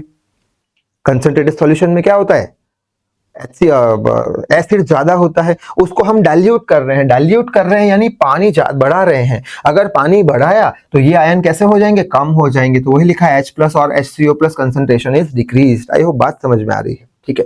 नेक्स्ट है how does concentration of OH minus ion affected when basic solution is diluted. Basic solution है हमारे पास, यानी कि बेसिक सॉल्यूशन में क्या होगा, OH माइनस आयन ज्यादा होंगे, उसको क्या कर रहे हैं, डाइल्यूट कर रहे हैं। डाइल्यूट करना यानी क्या, मोर अमाउंट ऑफ वाटर, ज्यादा अमाउंट ऑफ पानी डाला हमने तो OH माइनस आयन डिक्रीज कर जाएंगे, तो वही लिखा है OH minus ion concentration is decreased, ठीक है। आखिर में है what happens for concentration of OH minus ion. OH minus ion यानी बेसिक सॉल्यूशन है, when more base is added, उसमें और ज्यादा बेस डाल रहे हैं, बेस और डालते जाएंगे तो बेस क्या देगा, और ज्यादा OH माइनस आयन देगा, यानी OH माइनस आयन कैसा कर जाएगा, इंक्रीज कर जाएगा, तो concentration of OH minus ion is increased. So I hope ये बात भी समझ में आ गई होगी। अब मोस्ट इंपॉर्टेंट टॉपिक की तरफ हम आगे बढ़ लेते हैं, जिसको बोलते हैं pH, small p capital H, ठीक है।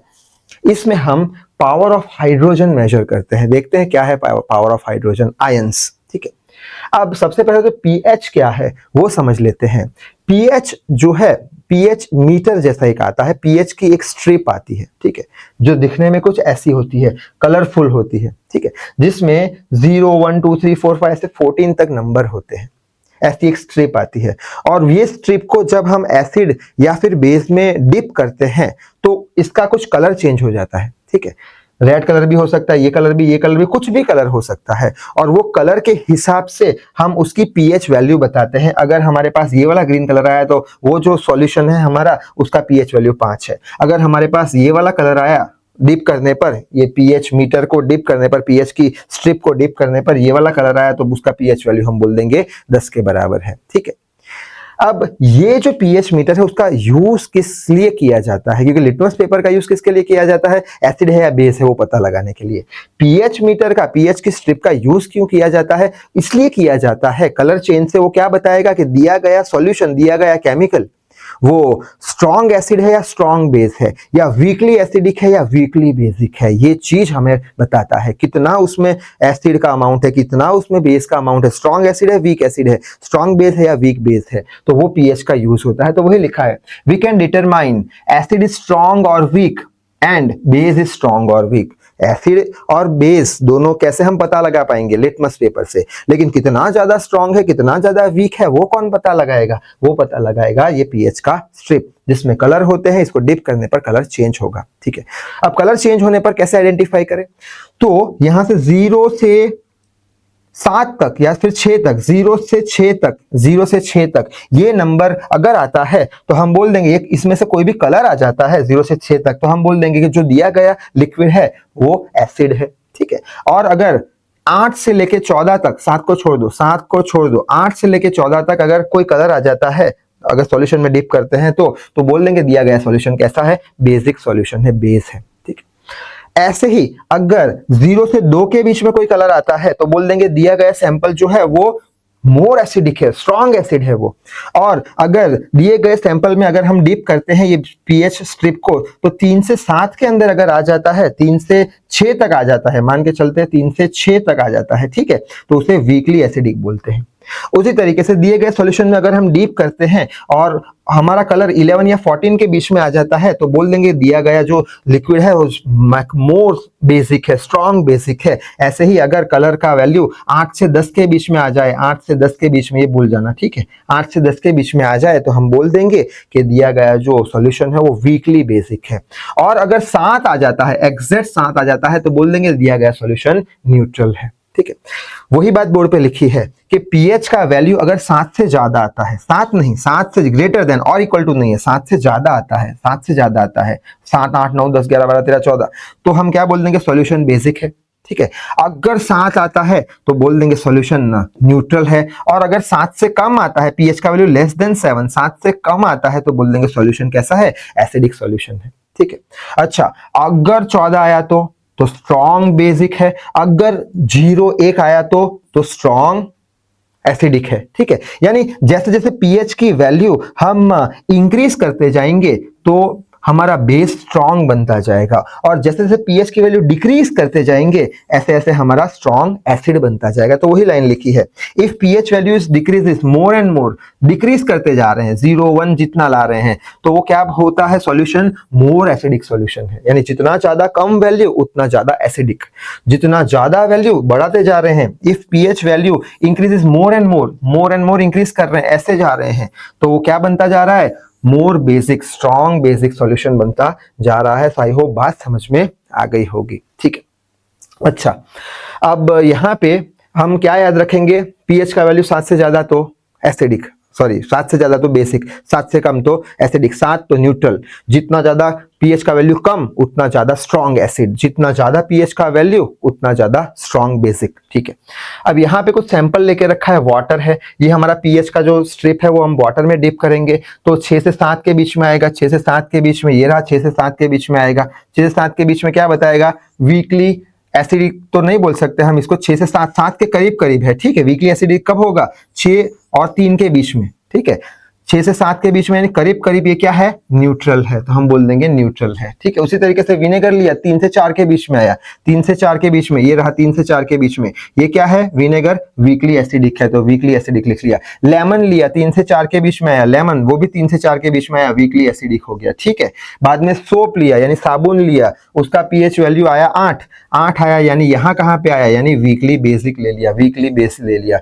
और बेकिंग सोडा ले लिया हमने, जिसका वैल्यू आया 8, जिसका वैल्यू आया 8, वो किस में है, वीकली बेस में है, तो वीकली बेस में हम लिख लेंगे। सो आई होप पीएच की स्ट्रिप, पीएच मीटर हम कैसे यूज करेंगे वो समझ में आ गया होगा। 7 से ज्यादा तो बेसिक, 7 से कम तो एसिडिक, 7 तो न्यूट्रल, जैसे जैसे पीएच वैल्यू बढ़ा स्ट्रॉन्ग एसिडिक, जैसे जैसे पीएच वैल्यू घटा स्ट्रॉन्ग बेसिक, ठीक है, स्ट्रॉन्ग एसिडिक, ठीक है। अच्छा, अब उसके बेस पे हम एक एग्जांपल देख लेते हैं जिससे करके पिक्चर क्लियर हो जाए। क्या दिया है, if there are 4 solutions A B C D, 4 solution दिए हैं ए बी सी डी, ठीक है। उनकी पीएच वैल्यूज देके रखी है रिस्पेक्टिवली 8 13 4 2, 8 13 4 2, 4 सॉल्यूशन है, 4 की पीएच की वैल्यू देके रखी है। 2 क्वेश्चन पूछे हैं, which of them is more alkaline, more alkaline, alkaline यानी बेस, बेसिक कौन सा है, सबसे ज्यादा बेसिक कौन सा है। अभी अभी हमने लाइन पढ़ी थी, कौन सी, जितना ज्यादा पीएच का वैल्यू उतना ज्यादा बेसिक, जितना ज्यादा पीएच का वैल्यू उतना ज्यादा बेसिक। तो ये चारों में से सबसे ज्यादा वैल्यू किसका है, पीएच का, सॉल्यूशन बी का, तो बी क्या है, मोर अल्कलाइन मोर बेसिक, तो वही लिखा है solution B is more alkaline. क्यों, रीजन लिख लेंगे, higher the pH value solution is more basic, ठीक है। नेक्स्ट है, arrange them in the decreasing order of their H plus ion concentration, यानी कि सबसे पहले ज्यादा H प्लस आयन, फिर कम, फिर कम, फिर कम, सबसे पहले ज्यादा H प्लस आयन, ठीक है, फिर कम करते करते करते करते सबसे कम। ज्यादा H प्लस आयन कौन देगा, ज्यादा H प्लस आयन कौन देगा, स्ट्रॉन्ग एसिड होगा, कंप्लीटली डिसोशिएट इन वाटर, ज्यादा H plus ion strong acid देगा। स्ट्रॉन्ग एसिड का मतलब क्या निकलता है, जितना वैल्यू हम कम करेंगे, अभी देखा जितना वैल्यू हम कम करेंगे स्ट्रॉन्ग एसिड बनेगा, यानी जिसका वैल्यू सबसे कम है वो सबसे ज्यादा स्ट्रॉन्ग है, वो सबसे ज्यादा H प्लस आयन देगा। तो इसमें सबसे कम वैल्यू किसका है, डी का सबसे कम है, यानी ये स्ट्रॉन्ग एसिड है, ये ज्यादा H प्लस देगा, ठीक है। उससे कम किसका है, 4 वैल्यू है, 4 वैल्यू है, वो थोड़े और कम H प्लस देगा, यानी डिक्रीज कर जाएगा, ठीक है। उससे कम किसका है, उससे ज्यादा वैल्यू किसका है, 8 है, यानी ये अब बेसिक की ओर बढ़ रहा है, बेस की ओर बढ़ रहा है, वो और कम H प्लस देगा। 13, ये एकदम बेस, स्ट्रॉन्ग बेस बन चुका है, ये बहुत ही कम H प्लस देगा, यानी कि ये ज्यादा, यानी ये कम कम कम, यानी डिक्रीजिंग ऑर्डर में हमें लगाना है, तो हम क्या बोल देंगे, DCAB। तो सॉल्यूशन DCAB, डी के पास सबसे ज्यादा H प्लस आयन होंगे, क्यों, डी का पीएच वैल्यू 2 है, यानी स्ट्रॉन्ग एसिड है, ज्यादा H प्लस आयन देगा। फिर H प्लस आयन घटता घटता घटता, डी का 13 है, 13 बोले तो 13 यानी मैक्सिमम वैल्यू, बेसिक है, यानी बेसिक है, यानी वो एसिडिक कम है, यानी H प्लस आयन कम देगा, तो ये डिक्रीजिंग ऑर्डर में हमने रख दिया DCAB सॉल्यूशंस, ठीक है। सो आई होप बात समझ में आ गई होगी। आगे बढ़ लेते हैं, अब हम देख लेते हैं कि पीएच वैल्यू जो है वो हमारी डे टू डे लाइफ में क्या इंपॉर्टेंस रखती है। पीएच वैल्यू अभी अभी हमने देखा, ठीक है। रेंज कौन सी होती है एसिड की, रेंज कौन सी होती है, 6 से लेके 0 तक एसिड की, बेस की 8 से लेके 13 या 14 तक की, ठीक है। तो उसकी इंपॉर्टेंस क्या होती है हमारी रोजिंदा जीवन में, तो पहला इंपॉर्टेंस है इन ह्यूमन बॉडी, हमारे शरीर में। तो हमारे शरीर में मेजॉरिटी जो लिक्विड होता है, मेजॉरिटी जो लिक्विड होता है वो होता है ब्लड और लिम्फ। ब्लड तो रेड कलर का होता है, लिम्फ होता है कलरलेस। और इनका पीएच वैल्यू जो होता है वो 7 से 7.8 के बीच में मेंटेन रहता है, ठीक है। और अगर इसका पीएच वैल्यू चेंज हुआ, अगर इसका पीएच वैल्यू चेंज हुआ, लिखा है if this pH value disturbed then human body, अगर ह्यूमन बॉडी में इसका पीएच वैल्यू चेंज हुआ ये दोनों का, तो क्या होगा, केमिकल रिएक्शंस होंगे ह्यूमन बॉडी में, chemical reaction will change, chemical reaction होना चालू हो जाएगा जिसके कारण हमें कोई बीमारी लग सकती है, ठीक है।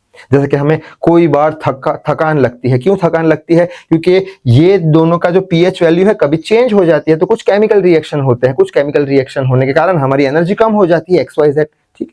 अच्छा, नेक्स्ट इंपॉर्टेंस क्या है इन एग्रीकल्चर, एग्रीकल्चर यानी खेती बाड़ी में इसका क्या इंपॉर्टेंस है। तो जब भी हम कोई भी पौधा लगाना है हमें कोई जमीन पे, कोई सॉइल पे, तो सबसे पहले तो उसका पीएच वैल्यू चेक करना जरूरी है, बहुत ही ज्यादा इंपॉर्टेंट है। तो वही लिखा है for the plantation pH value of soil is checked.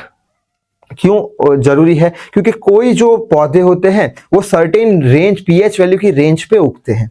जैसे कि अगर हम शुगर केन की बात करें, गन्ने की बात करें, उसे हमें उगाना है किस में, उसे हमें उगाना है एक बेसिक सॉइल में। बेसिक सॉइल यानी क्या, जिसका पीएच वैल्यू 8 से लेके 13-14 के बीच में हो, बेसिक सॉइल में उगाना है, तो वो उग नहीं पाएगा। क्यों उग नहीं पाएगा, क्योंकि शुगर केन के लिए सूटेबल कौन सी सॉइल है, सूटेबल है एसिडिक सॉइल। गन्ना जो है वो एसिडिक सॉइल में ही उग पाएगा, बेसिक सॉइल में नहीं उग पाएगा, क्योंकि इसका पीएच वैल्यू कैसा है, बहुत ज्यादा है, 13-14 के आसपास है, ठीक है। तो हम क्या करेंगे, गन्ना तो उगाना है हमें बेसिक सॉइल में, तो उसके लिए हम क्या करेंगे, इसको एसिडिक बनाने की ट्राई करेंगे, इसकी पीएच वैल्यू कम करने की ट्राई करेंगे। कैसे कम करेंगे, तो इसमें हम फर्टिलाइजर डालेंगे, और फर्टिलाइजर नेचर में कैसे होंगे, एसिडिक होंगे। तो फर्टिलाइजर डालना चालू किया, यानी इसका एसिडिक नेचर बढ़ता चला, बेसिक सॉल्यूशन है, बेसिक सॉइल है, उसमें एसिडिक फर्टिलाइजर डाला, ठीक है। जैसे जैसे डालते जाएंगे पीएच वैल्यू कम होता जाएगा, यानी अब ये क्या बन चुका है, एसिडिक सॉइल बन चुका है जिसमें गन्ना उग पाएगा। ज्यादा फर्टिलाइजर भी नहीं डाल सकते एसिडिक, नहीं तो वो नुकसान करता है ह्यूमन बॉडी को खाने पर, ठीक है। तो वही बात लिखी है यहाँ पे कि certain crops can grow in certain pH value range, कोई पीएच वैल्यू रेंज में ही ये ग्रो करेगा, ठीक है।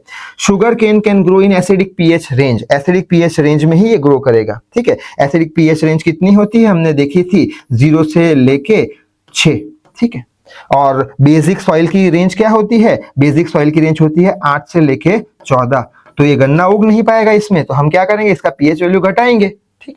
पीएच वैल्यू घटाने पर ये क्या बन जाएगा, sugar cane can grow in acidic pH range. तो एसिडिक पीएच रेंज डालते जाएंगे, एसिडिक पीएच रेंज में आ जाएगा, तो ये एसिडिक सॉइल हो जाएगा, ठीक है। उसी तरीके से coffee can grow in basic pH range, ठीक है। यानी कि ऐसी जमीन जो एसिडिक हो उसमें कॉफी उगाएंगे तो नहीं उग पाएगा, तो उसमें क्या करना पड़ेगा, फर्टिलाइजर डालना पड़ेगा। फर्टिलाइजर नेचर में कैसा होना चाहिए, बेसिक होना चाहिए, तभी जाके तो उसका पीएच वैल्यू बढ़ेगा। सो आई होप ये सारी बात समझ में तो आपको आ रही होगी। आप बता तो नहीं पा रहे हैं, स्क्रीन की वो साइड बैठे हैं, क्या करें। अच्छा, नेक्स्ट ले लेते हैं इंपॉर्टेंस डेली लाइफ का, एसिड रेन। अब एसिड रेन के बारे में सुना होगा आपने। एसिड रेन यानी जब बारिश का पानी का जो पीएच वैल्यू होता है वो अगर 5.6 से कम हो जाए, ठीक है, 5.6 से कम हो जाए, तो ऐसी बरसात को हम एसिड रेन बोलेंगे। तो वही लिखा है, if pH value of rain water decreases less than 5.6 then such rain is called as acidic rain. अब ये एसिडिक रेन जो है वो क्यों होता है, क्योंकि एसिडिक रेन जो है वो जो एटमॉस्फेयर में हमारे पॉल्यूशंस है उसके साथ मिक्स होके कुछ रिएक्शन होता है और एसिड बन जाता है, ठीक है। तो वही लिखा है, acid rain occurs due to pollution, pollution के कारण एसिड रेन होता है। पानी आ रहा है ऊपर से, एटमॉस्फेयर में एंटर किया, कुछ पॉल्यूशन है उसके साथ मिक्स होके एसिड बन गया, ठीक है। और एसिड रेन जो है वो मैनकाइंड के लिए बहुत ही ज्यादा डेंजरस है। और साथ ही साथ जैसे कि ताजमहल हो गया, ताजमहल पे एसिड रेन होती है, जिसके कारण उसका जो चार्म है, उसकी जो ब्यूटी है वो चली गई है, क्योंकि एसिड रेन हो रहा है उस पे, ठीक है। अच्छा, तो अब ये एसिड रेन होता कैसे है, इसका केमिकल फॉर्मूला क्या है। एसिड रेन कैसे होता है, पानी के साथ पॉल्यूशन मिक्स हो जाते हैं तो एसिड बन जाता है। एसिड जो एसिड बनता है उसका पीएच वैल्यू 5.6 से कम हो जाता है। तो यहाँ पे लिखा है H2O, H2 यानी आसमान से पानी आ रहा है, रेन। अब एटमॉस्फेयर में एंटर किया, एटमॉस्फेयर में क्या प्रेजेंट है, पॉल्यूशन, कौन सा पॉल्यूशन, सल्फर डाइऑक्साइड। दोनों ने केमिकल रिएक्शन किया, कौन सा एसिड बना दिया, सल्फ्यूरिक एसिड, जिसका पीएच वैल्यू 5.6 से कम है। तो ये सल्फ्यूरिक एसिड क्या कहला जाएगा, एसिडिक रेन हुआ। ठीक है, सो आई होप ये बात समझ में आ गई होगी। ऐसे ही दूसरा केमिकल रिएक्शन भी हम याद रख सकते हैं दूसरे पॉल्यूटेंट के लिए। H2O, आसमान से पानी आया, ऐसे रेन वाटर आया, वो दूसरे पॉल्यूटेंट से मिक्स हुआ। पहला कौन सा था, सल्फर डाइऑक्साइड, एटमॉस्फेयर में पॉल्यूटेंट। दूसरा, एटमॉस्फेयर में सल्फर ट्राइऑक्साइड भी प्रेजेंट होता है, उसके साथ उसने रिएक्शन किया और क्या बना दिया, सल्फ्यूरिक एसिड बना दिया। ये क्या बना, सल्फ्यूरस एसिड बना, H2SO3 H2SO4 है। ठीक है, और इसका पीएच वैल्यू कैसा है, 5.6 से कम है, तो ये एसिड रेन बन गया। आई होप बात समझ में आ गई होगी। आगे बढ़ लेते हैं। पीएच इन स्टमक, हमारे पेट के अंदर कुछ पीएच वैल्यू मेंटेन रहता है। ठीक है, 1.5 के आसपास कुछ। तो जब हम खाना खाते हैं, हमारे पेट के अंदर HCl होता है, हाइड्रोक्लोरिक एसिड होता है, जो खाने को डाइजेस्ट करने में हेल्प करता है। तो जब हम खाते हैं तो वो HCl खाने को डाइजेस्ट कराता है और साथ ही साथ नया HCl भी रिलीज करता है। ठीक है, और जब हम तीखा तला हुआ ज्यादा खाते हैं तब क्या होता है कि हम खाना खाते हैं तीखा तला हुआ ज्यादा, तो जो पेट में HCl है वो क्या करता है, उसको डाइजेस्ट कराता है और ज्यादा HCl रिलीज करता है। यानी कि पेट के अंदर HCl बढ़ रहा है, यानी एसिड का कंटेंट बढ़ रहा है, यानी एसिडिक सॉल्यूशन ज्यादा हो रहा है, यानी उसका पीएच का वैल्यू कम हो रहा है। पीएच का वैल्यू कम हुआ यानी हमारे पेट में एसिडिटी हो जाती है। आई होप बात समझ में आ रही होगी। तो वही बात लिखी है, inside the stomach hydrochloric acid is present. क्यों प्रेजेंट होता है, व्हेन वी ईट फूड, जब हम फूड खाते हैं तब HCl will help the food to digest कराने में मदद करता है। एंड ड्यूरिंग द डाइजेशन, और पाचन क्रिया के दौरान अगेन HCl इज प्रोड्यूस्ड, और HCl बनता है। ठीक है, और अगर हम ज्यादा स्पाइसी फूड, तीखा तला हुआ खाते हैं, then during digestion more HCl is produce, ज्यादा HCl प्रोड्यूस होता है, और ज्यादा HCl प्रोड्यूस हुआ यानी पेट में एसिड ज्यादा है, पेट में एसिड ज्यादा है यानी उसका पीएच वैल्यू कम हो रहा है। पीएच वैल्यू कम हुआ, कितने तक हो जाएगा, 2 से 3 तक हो जाएगा। ठीक है, 2 से कम तक हो गया, 3 तक हो गया, तो स्टमक में क्या हो गया, एसिडिटी हो गया। घर में हम सुनते हैं एक को तो एसिडिटी होती है पूरे घर में। क्यों, क्योंकि उसके पेट के अंदर पीएच का वैल्यू कम हो गया है। ठीक है, तो अब पीएच का वैल्यू कम हो गया तो उसे बढ़ाना पड़ेगा। तो क्या करना पड़ेगा, बेस डालना पड़ेगा। बेस डाला यानी वो क्या करेगा, एसिड को काटेगा, यानी एंटासिड का यूज करेंगे। जैसे कि पेंटोसिड DSR मिलता है, जेल्यूसिन की लिक्विड्स मिलते हैं, डाइजिल की गोलियां मिलती है। ठीक है, तो टू ओवरकम दी एसिडिटी को से बचने के लिए, एसिडिटी निकालने के लिए हम क्या लेते हैं, एंटासिड्स लेते हैं। एंटासिड क्या करते हैं, एंटासिड एसिडिटी को काटते हैं, एसिड को काटते हैं। यानी एसिड को कौन काट सकता है, बेस काट सकता है। तो एंटासिड कैसे होते हैं, बेसिक इन नेचर होते हैं, जिनकी पीएच वैल्यू कैसी होती है, ज्यादा होती है। बेस की पीएच वैल्यू 8 से लेके 14 तक होती है। ठीक है, और जो भी एंटासिड्स आती है, पेंटोसिड DSR हो गया, हमारी जेल्यूसिन की लिक्विड हो गई, डाइजिन का लिक्विड हो गया, उसके पीछे अगर हम ड्रग के कंटेंट पढ़े तो वो होगा मिल्क ऑफ मैग्नीशिया या फिर MgOH2 मैग्नीशियम हाइड्रोक्साइड। ऐसे ड्रग का यूज किया जाता है जो कैसे होते हैं, बेसिक होते हैं नेचर में। ठीक है, आगे बढ़ लेते हैं। डे टू डे लाइफ का पीएच का इंपॉर्टेंस। टूथ डीके यानी क्या, दांत का सड़ना, दांत का खत्म होना। ठीक है, अब दांत का सड़ना, दांत में सड़न क्यों होती है, क्योंकि जब हम ब्रश नहीं करते तब दांत के अंदर जो फूड अंदर जो बच जाते हैं उसके अंदर बैक्टीरिया जो होते हैं वो केमिकल रिएक्शन शुरू कर देते हैं। जब हम ब्रशिंग नहीं करते तब वो केमिकल रिएक्शन के कारण वो मुंह के अंदर HCl बनाना शुरू कर देते हैं, हाइड्रोक्लोरिक एसिड बनाना शुरू कर देते हैं। और जब 5.5 से पीएच का वैल्यू कम हो जाता है, HCl बना रहे हैं यानी पीएच का वैल्यू कम कर रहे हैं, 5.5 से कम हो जाता है जब माउथ का पीएच का वैल्यू, तब टूथ डीके यानी दांतों में सड़न शुरू हो जाती है। तो वही लिखा है, it is caused when pH value of mouth falls below 5.5 से कम हो जाता है। क्यों 5.5 से कम होता है, क्योंकि when brushing of teeth is not proper, अच्छे से ब्रश नहीं करेंगे तो क्या होगा, बैक्टीरिया जो फूड में प्रेजेंट होते हैं दांत में, वो केमिकल रिएक्शन करते हैं और क्या निकालते हैं, HCl निकालते हैं। यानी ज्यादा HCl, एसिडिक ज्यादा हो गया तो पीएच का वैल्यू 5.5 से कम हो गया, तब टूथ डीके यानी दांतों में सड़न शुरू हो जाती है। ठीक है, इससे बचने के लिए क्या करना पड़ेगा, रेगुलर बेसिस पे हमें ब्रश करना पड़ेगा पेस्ट की हेल्प से, टूथपेस्ट की हेल्प से। और वैल्यू को क्या करना पड़ेगा, बिलो 5.5 है, एसिडिक इन नेचर है तो उसको बढ़ाना पड़ेगा। कैसे बढ़ाएंगे, बेस लेके हम। तो टूथपेस्ट में क्या यूज किया जाता है, बेस यूज किया जाता है, जिससे करके माउथ की वैल्यू मेंटेन रहे, पीएच वैल्यू, और हमारे दांतों में सड़न ना हो। तो वही लिखा है, to prevent the tooth decay brushing of tooth should be on daily basis, हर रोज करना है with the help of toothpaste. और टूथपेस्ट जो होते हैं वो बेसिक इन नेचर होते हैं। ठीक है।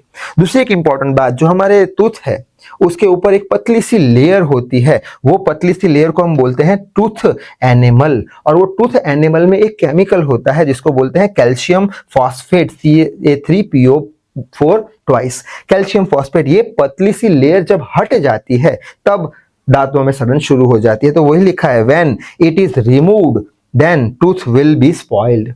ठीक है, अच्छा नेक्स्ट ले लेते हैं हनी बी स्टिंग, यानी जब मधुमक्खी काटती है तब क्या होता है। मधुमक्खी स्टिंग यानी डंक मारती है तब क्या होता है, तब वो एसिड रिलीज करती है जिसके कारण हमारी स्किन में पेन होता है, इरिटेशन होता है। तो वही लिखा है इट कंटेन्स मिथेनोइक एसिड, याद रखना मिथेनोइक एसिड वो रिलीज करती है जिसके कारण पेन और इरिटेशन होता है। अब यानी कि स्किन कैसी हो गई है, एसिडिक हो गई है, उसे क्या करना पड़ेगा, न्यूट्रल करना पड़ेगा, तो बेस डालना पड़ेगा। ठीक है, तो बेस कौन सा यूज करेंगे, baking soda NaHCO3 sodium bicarbonate. वो क्या होता है, बेसिक होता है, बेस इन नेचर होता है।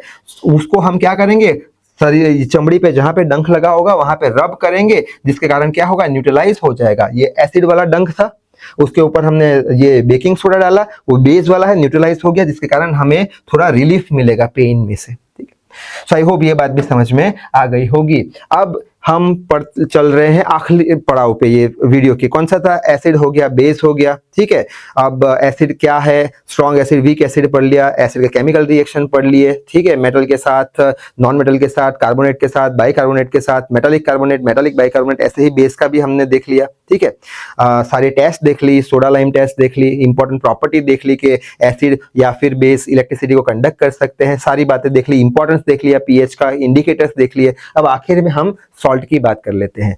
सॉल्ट कैसे बनता है, तो जब एसिड और बेस को मिक्स करते हैं तो सॉल्ट बनता है। तो वही लिखा है when acid combines with the base we will get salt. और सॉल्ट कैसे मिलता है, जब मेटल और एसिड मिक्स होते हैं। ठीक है, देखा था ना जिंक का H2SO4 के साथ, तब हाइड्रोजन गैस मिलता था, याद हो तो, और सॉल्ट मिलता था।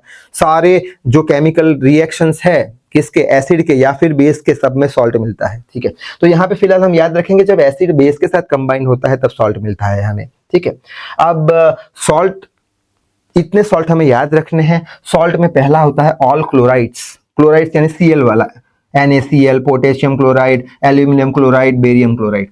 फिर कुछ सल्फेट्स, सल्फेट्स यानी SO4 वाले, sodium sulphate, potassium sulphate, barium sulphate. ठीक है, फिर नाइट्राइड्स, नाइट्राइड्स यानी NO3 वाले, पोटेशियम नाइट्राइड, सोडियम नाइट्राइड। ठीक है, फिर सारे आयोडाइड्स, आयोडाइड्स यानी आई वाले, sodium iodide, potassium iodide, barium iodide. फिर सारे कार्बोनेट्स, कार्बोनेट्स यानी CO3 वाले, sodium carbonate, calcium carbonate, barium carbonate.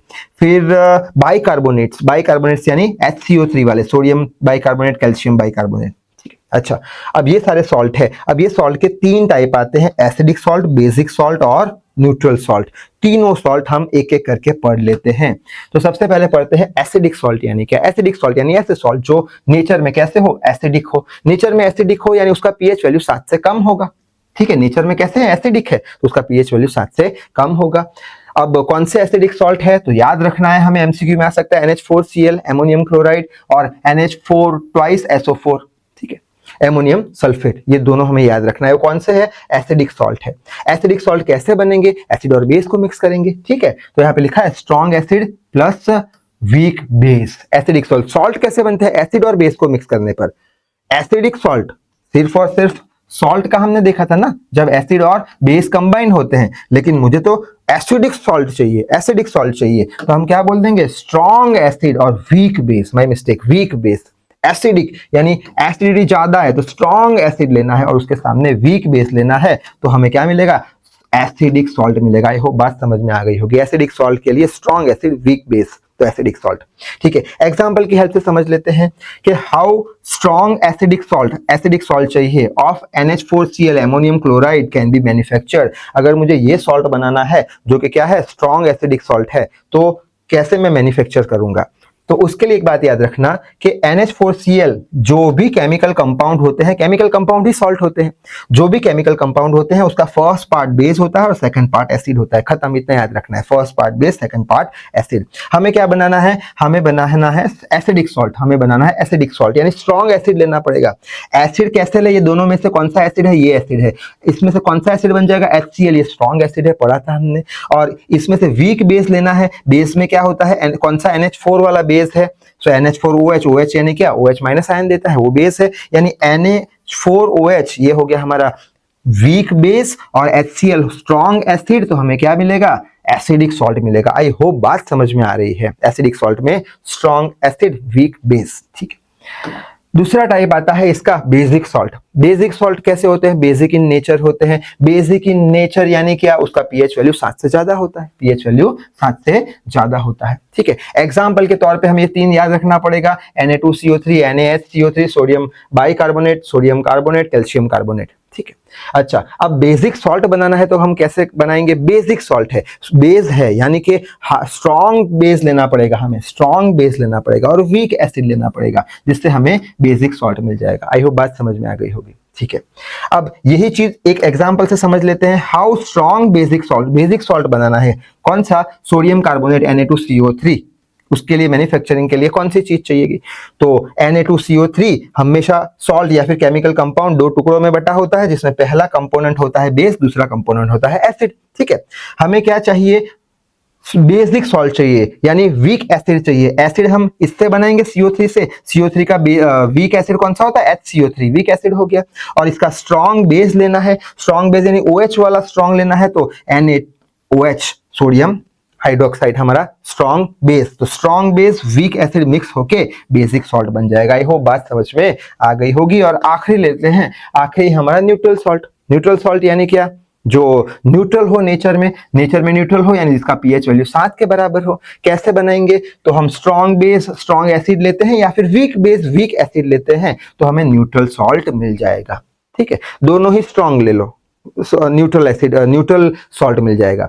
Example से समझने की कोशिश करते हैं, how NaCl sodium chloride can be manufactured, जो कि एक न्यूट्रल सॉल्ट है, ठीक है। तो NaCl ये केमिकल कंपाउंड लिखा हमने, हमेशा दो पार्ट में तोड़ लो, पहला क्या बताएगा बेस, दूसरा क्या बताएगा एसिड, दोनों स्ट्रॉन्ग ले लेते हैं। तो Cl में कौन सा आएगा acid, H plus ion acid देंगे, तो Cl से HCl हमने स्ट्रॉन्ग एसिड ले लिया। और NaOH, OH क्या देता है हमें, बेस देता है, OH माइनस आयन, तो NaOH ले लिया। तो हम कैसे बनाएंगे, strong acid NaOH, strong base NaOH, strong acid HCl, उससे हमें न्यूट्रल सॉल्ट NaCl मिल जाएगा। आई होप ये बात भी समझ में आ गई होगी, ठीक है। अब हम देख लेते हैं कि जो हमारे केमिकल कंपाउंड्स होते हैं, यानी कि सॉल्ट, अभी हमने देखा केमिकल कंपाउंड यानी सॉल्ट, वो केमिकल कंपाउंड का इंपॉर्टेंट क्या है डे टू डे लाइफ में, डेली की लाइफ में वो केमिकल कंपाउंड का इंपॉर्टेंट क्या है। तो पहला केमिकल कंपाउंड हम ले लेते हैं कॉस्टिक सोडा, जो कि होता है NaOH, sodium hydroxide, caustic soda सुना होगा आपने नाम, ठीक है, डे टू डे लाइफ में यूज होता है। कॉस्टिक यानी डेंजरस, उसको हम नंगे हाथ से छू नहीं सकते, हैंड ग्लव्स पहन के ही हम उसको पकड़ पाएंगे, क्योंकि वो स्किन को डैमेज करेगा। तो कॉस्टिक सोडा NaOH जो है वो कैसे हम बनाएंगे, ठीक है, ये केमिकल कंपाउंड हम कैसे बनाएंगे, डे टू डे लाइफ में यूज होता है। तो उसके लिए हम एक प्रोसेस करने वाले हैं जिसको बोलते हैं क्लोर अल्कली प्रोसेस। कौन सा प्रोसेस, क्लोर अल्कली प्रोसेस से हम कॉस्टिक सोडा बना पाएंगे। क्लोर अल्कली प्रोसेस में क्या होगा, क्लोर यानी क्लोरीन मिलेगा ये प्रोसेस से, और अल्कली यानी बेस, अभी देखा था अल्कली यानी बेस, कौन सा बेस मिलेगा, NaOH यानी कॉस्टिक सोडा हमें मिलेगा, ठीक है। तो क्लोर अल्कली प्रोसेस से हम बनाएंगे, कैसे बनाएंगे, तो यहाँ पे प्रिपरेशन लिखना है, एग्जाम में पूछते हैं तो सारी बातें लिखनी है। तो उसके लिए हम क्या करेंगे, ऐसा एक कंटेनर लेंगे, ठीक है, ऐसा एक कंटेनर लेंगे। ये कंटेनर के अंदर हम एक दो रॉड लगाएंगे, तो कोई भी मेटल के सलिए लगा देंगे, ठीक है, रॉड लगा देंगे, ग्रेफाइट के सलिए लगा देंगे, ठीक है। बाद में उसको बैटरी से कनेक्ट करेंगे, इसको हमने नेगेटिव से कनेक्ट किया, नेगेटिव से जो कनेक्ट होगा उसको कैथोड रॉड बोल देंगे, और इसको येलो को हमने पॉजिटिव से कनेक्ट किया, तो जिसको पॉजिटिव से कनेक्ट करते हैं उसको क्या बोल देंगे, एनोड का रॉड बोल देंगे। बात समझ में आ गई होगी, ठीक है। बाद में हम क्या करेंगे, ये कंटेनर के अंदर हम NaCl का ब्राइन सॉल्यूशन भरेंगे। सॉल्यूशन यानी क्या, NaCl किसके साथ, वाटर के साथ, तो वही लिखा है NaCl किसके साथ, वाटर के साथ। अब ब्राइन सॉल्यूशन NaCl का मतलब क्या निकलता है, तो यहाँ पे लिखा है ब्राइन सॉल्यूशन का मतलब निकलता है 5% NaCl और 95% वाटर, जिसको ब्राइन सॉल्यूशन बोलते हैं। ब्राइन सॉल्यूशन यानी क्या, 5% NaCl और 95% वाटर, जिसको हम एक्वस सॉल्यूशन ऑफ NaCl भी बोलते हैं। एक्वस यानी क्या, NaCl सॉलिड फॉर्म में है कुछ जिसे एक्वस सॉल्यूशन, तो ब्राइन सॉल्यूशन हमने ले लिया, ठीक है। बाद में हम क्या करेंगे, इलेक्ट्रिसिटी पास करेंगे। हम इलेक्ट्रिसिटी पास कर रहे हैं ये कंटेनर से, ये कंटेनर को सेल बोल देंगे, और इलेक्ट्रिसिटी पास करी तो इसे हम इलेक्ट्रोलाइट सेल बोल देंगे। आई होप बात समझ में आ गई होगी। इलेक्ट्रोलाइट सेल यानी क्या, ऐसा कंटेनर जिसमें हम ब्राइन सॉल्यूशन भर रहे हैं और करंट पास कर रहे हैं, इलेक्ट्रिसिटी पास कर रहे हैं, उसे इलेक्ट्रोलाइट सॉल्यूशन बोल देंगे। अब इलेक्ट्रोलाइट, यहाँ पे हमने इलेक्ट्रिसिटी पास कर दी, इलेक्ट्रिसिटी पास कर दी, तो इलेक्ट्रिसिटी पास होने करने पर क्या होगा, NaCl जो है वो 2 आयन में टूट जाएगा, Na+Cl माइनस में। उसी तरीके से पानी भी है तो H2O भी 2 में टूट जाएगा, H+ और OH माइनस में। इतनी बात समझ में आ गई।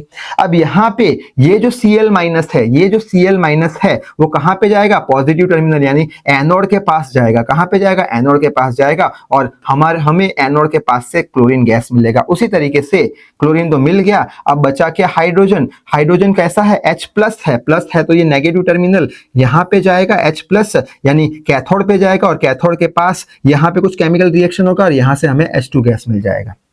ठीक है, यानी कि एनोड पे क्लोरीन गैस मिलेगा, कैथोड पे H2 गैस मिलेगा। ठीक है, अब बचा क्या, NaOH। NaOH जो है, NaOH वो हमें एनोड के पास मिलेगा। दैट्स इट, खत्म। ऐसे NaOH यानी कॉस्टिक सोडा बनता है। बात समझ में आ गई होगी, वही बात बोर्ड पे लिखी है तो देख लेते हैं कि इन इलेक्ट्रोलाइट सेल समझा दिया, brine solution of NaCl is taken and electricity is passed. ये रहा ब्राइन सॉल्यूशन का मतलब, 5% NaCl और 95% वाटर।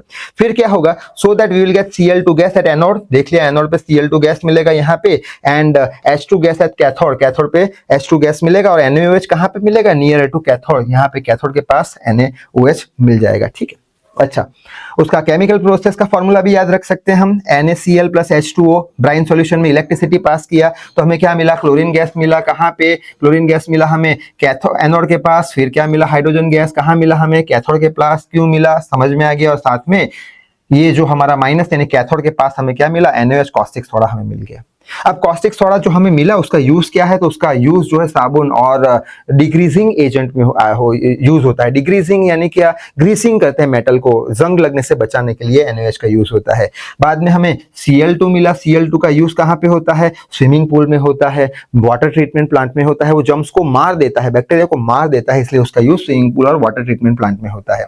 और हमें क्या मिला, हाइड्रोजन गैस मिला। हाइड्रोजन गैस का यूज कहाँ पे होता है, वो एज अ फ्यूल यूज होता है उसका, और उससे एमोनिया बनाते हैं हम, NH3 बनाते हैं। ठीक है, ये बात समझ में आ गई। दूसरा हम डे टू डे लाइफ का देख लेते हैं, जो केमिकल कंपाउंड होते हैं वो। तो दूसरा है bleaching powder, CaOCl2 bleaching powder. CaOCl2 जिसे बोलते हैं calcium oxide, calcium oxychloride, my mistake, calcium oxychloride जिसे बोलते हैं। जिसे क्या बोलते हैं, ब्लीचिंग पाउडर। ब्लीचिंग पाउडर का यूज कहाँ करते हैं हम, घर के बाथरूम है, टॉयलेट है, उसमें डिसइंफेक्टेंट की जर्म्स को किल कराने के लिए हम उसका यूज करते हैं। अब क्वेश्चन आएगा ब्लीचिंग पाउडर कैसे बनाए, तो ब्लीचिंग पाउडर का प्रिपरेशन लिखा हुआ है कि जब स्लेक लाइम यानी हमारा CaOH2 स्लेक लाइम, ठीक है, लाइम वाटर टेस्ट में देखा था, स्लेक लाइम में हम जब क्लोरीन गैस को पास करते हैं, क्लोरीन गैस को जब पास करते हैं तब क्या बनता है, ब्लीचिंग पाउडर बनता है, CaOCl2 कैल्शियम ऑक्सीक्लोराइड, और साथ में क्या मिलता है, पानी मिलता है। ये केमिकल फार्मूला याद रखना है स्लेक लाइम बनाने का। क्या करेंगे, कैल्शियम हाइड्रोक्साइड में से, स्लेक लाइम में से, लाइम वाटर में से क्लोरीन पास करो, ले जाओ ब्लीचिंग पाउडर, और साथ में H2 भी ले जाओ। ठीक है, यूज कहाँ पे, डिसइंफेक्टेंट में और बैक्टीरिया क्लीनिंग में इसका यूज होता है। ठीक है, नेक्स्ट लेते हैं बेकिंग सोडा। ठीक है, बेकिंग सोडा का केमिकल फॉर्मूला होता है NaHCO3 sodium bicarbonate. Baking soda का यूज कहाँ होता है, अगर याद हो तो बेकरी में केक बनाने के लिए, उसको ऐसे प्लफ एकदम सॉफ्ट बनाने के लिए होल होते हैं केक के अंदर। ठीक है, तो तब बेकिंग सोडा का यूज किया जाता है, नरम हो जाते हैं, सॉफ्ट हो जाते हैं। तो बेकिंग सोडा कैसे बनाएंगे, तो सबसे पहले तो हम NaCl लेंगे, एमोनिया लेंगे, कार्बन डाइऑक्साइड गैस लेंगे, H2O लेंगे, तीनों को मिक्स करेंगे। मिक्स करने पर कुछ केमिकल रिएक्शन होगा जिससे करके सोडियम बाइकार्बोनेट हमें मिल जाएगा।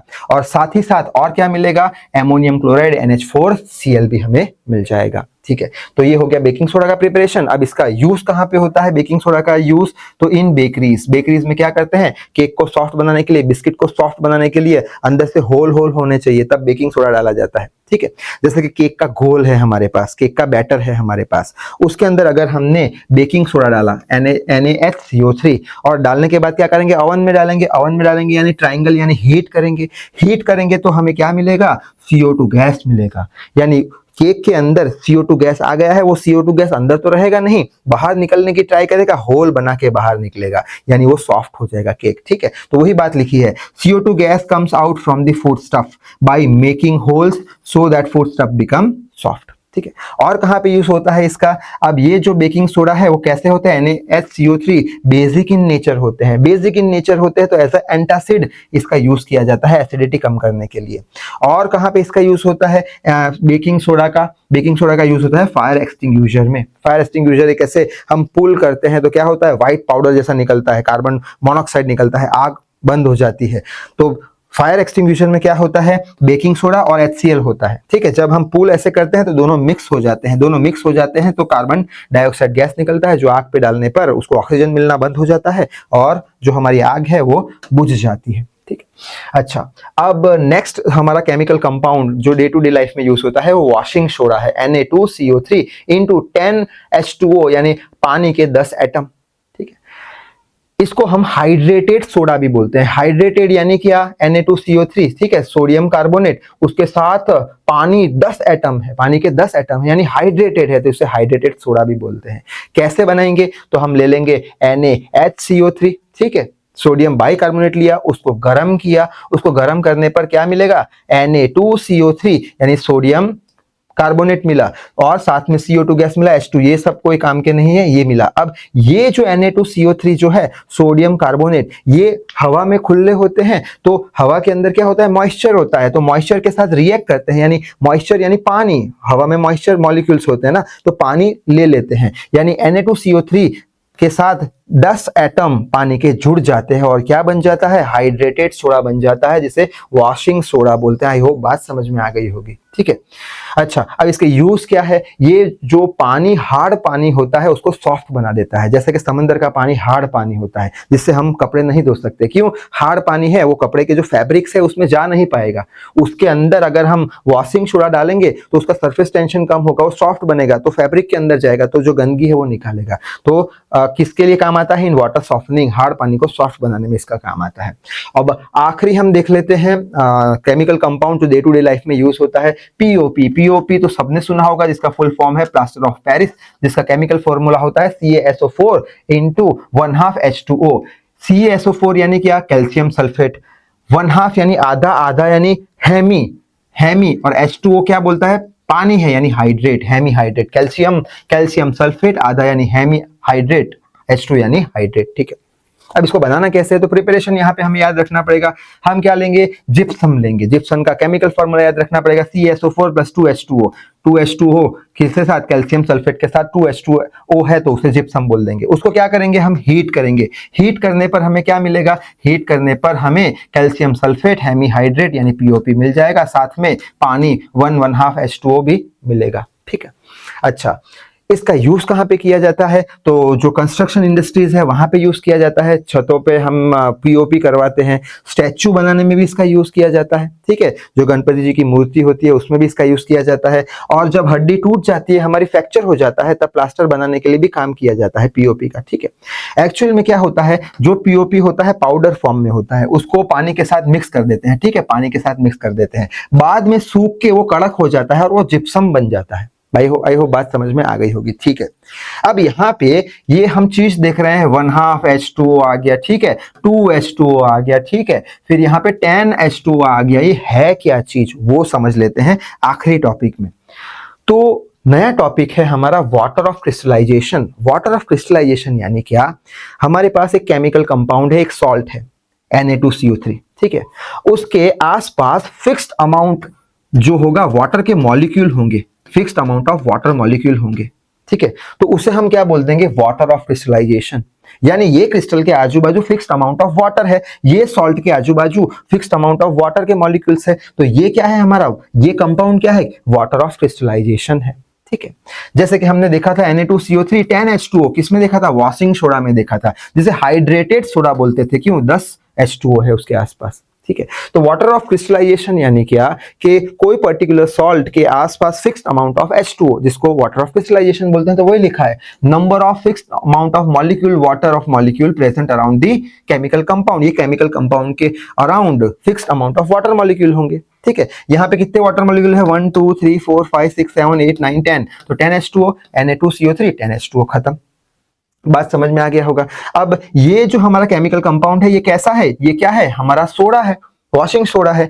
ये 10H2O के साथ है यानी हाइड्रेटेड हो गया है, हाइड्रेटेड सोडा। तो वाटर ऑफ क्रिस्टलाइजेशन को क्या बोलते हैं, हाइड्रेटेड सॉल्ट भी बोलते हैं। आई होप बात समझ में आ गई होगी।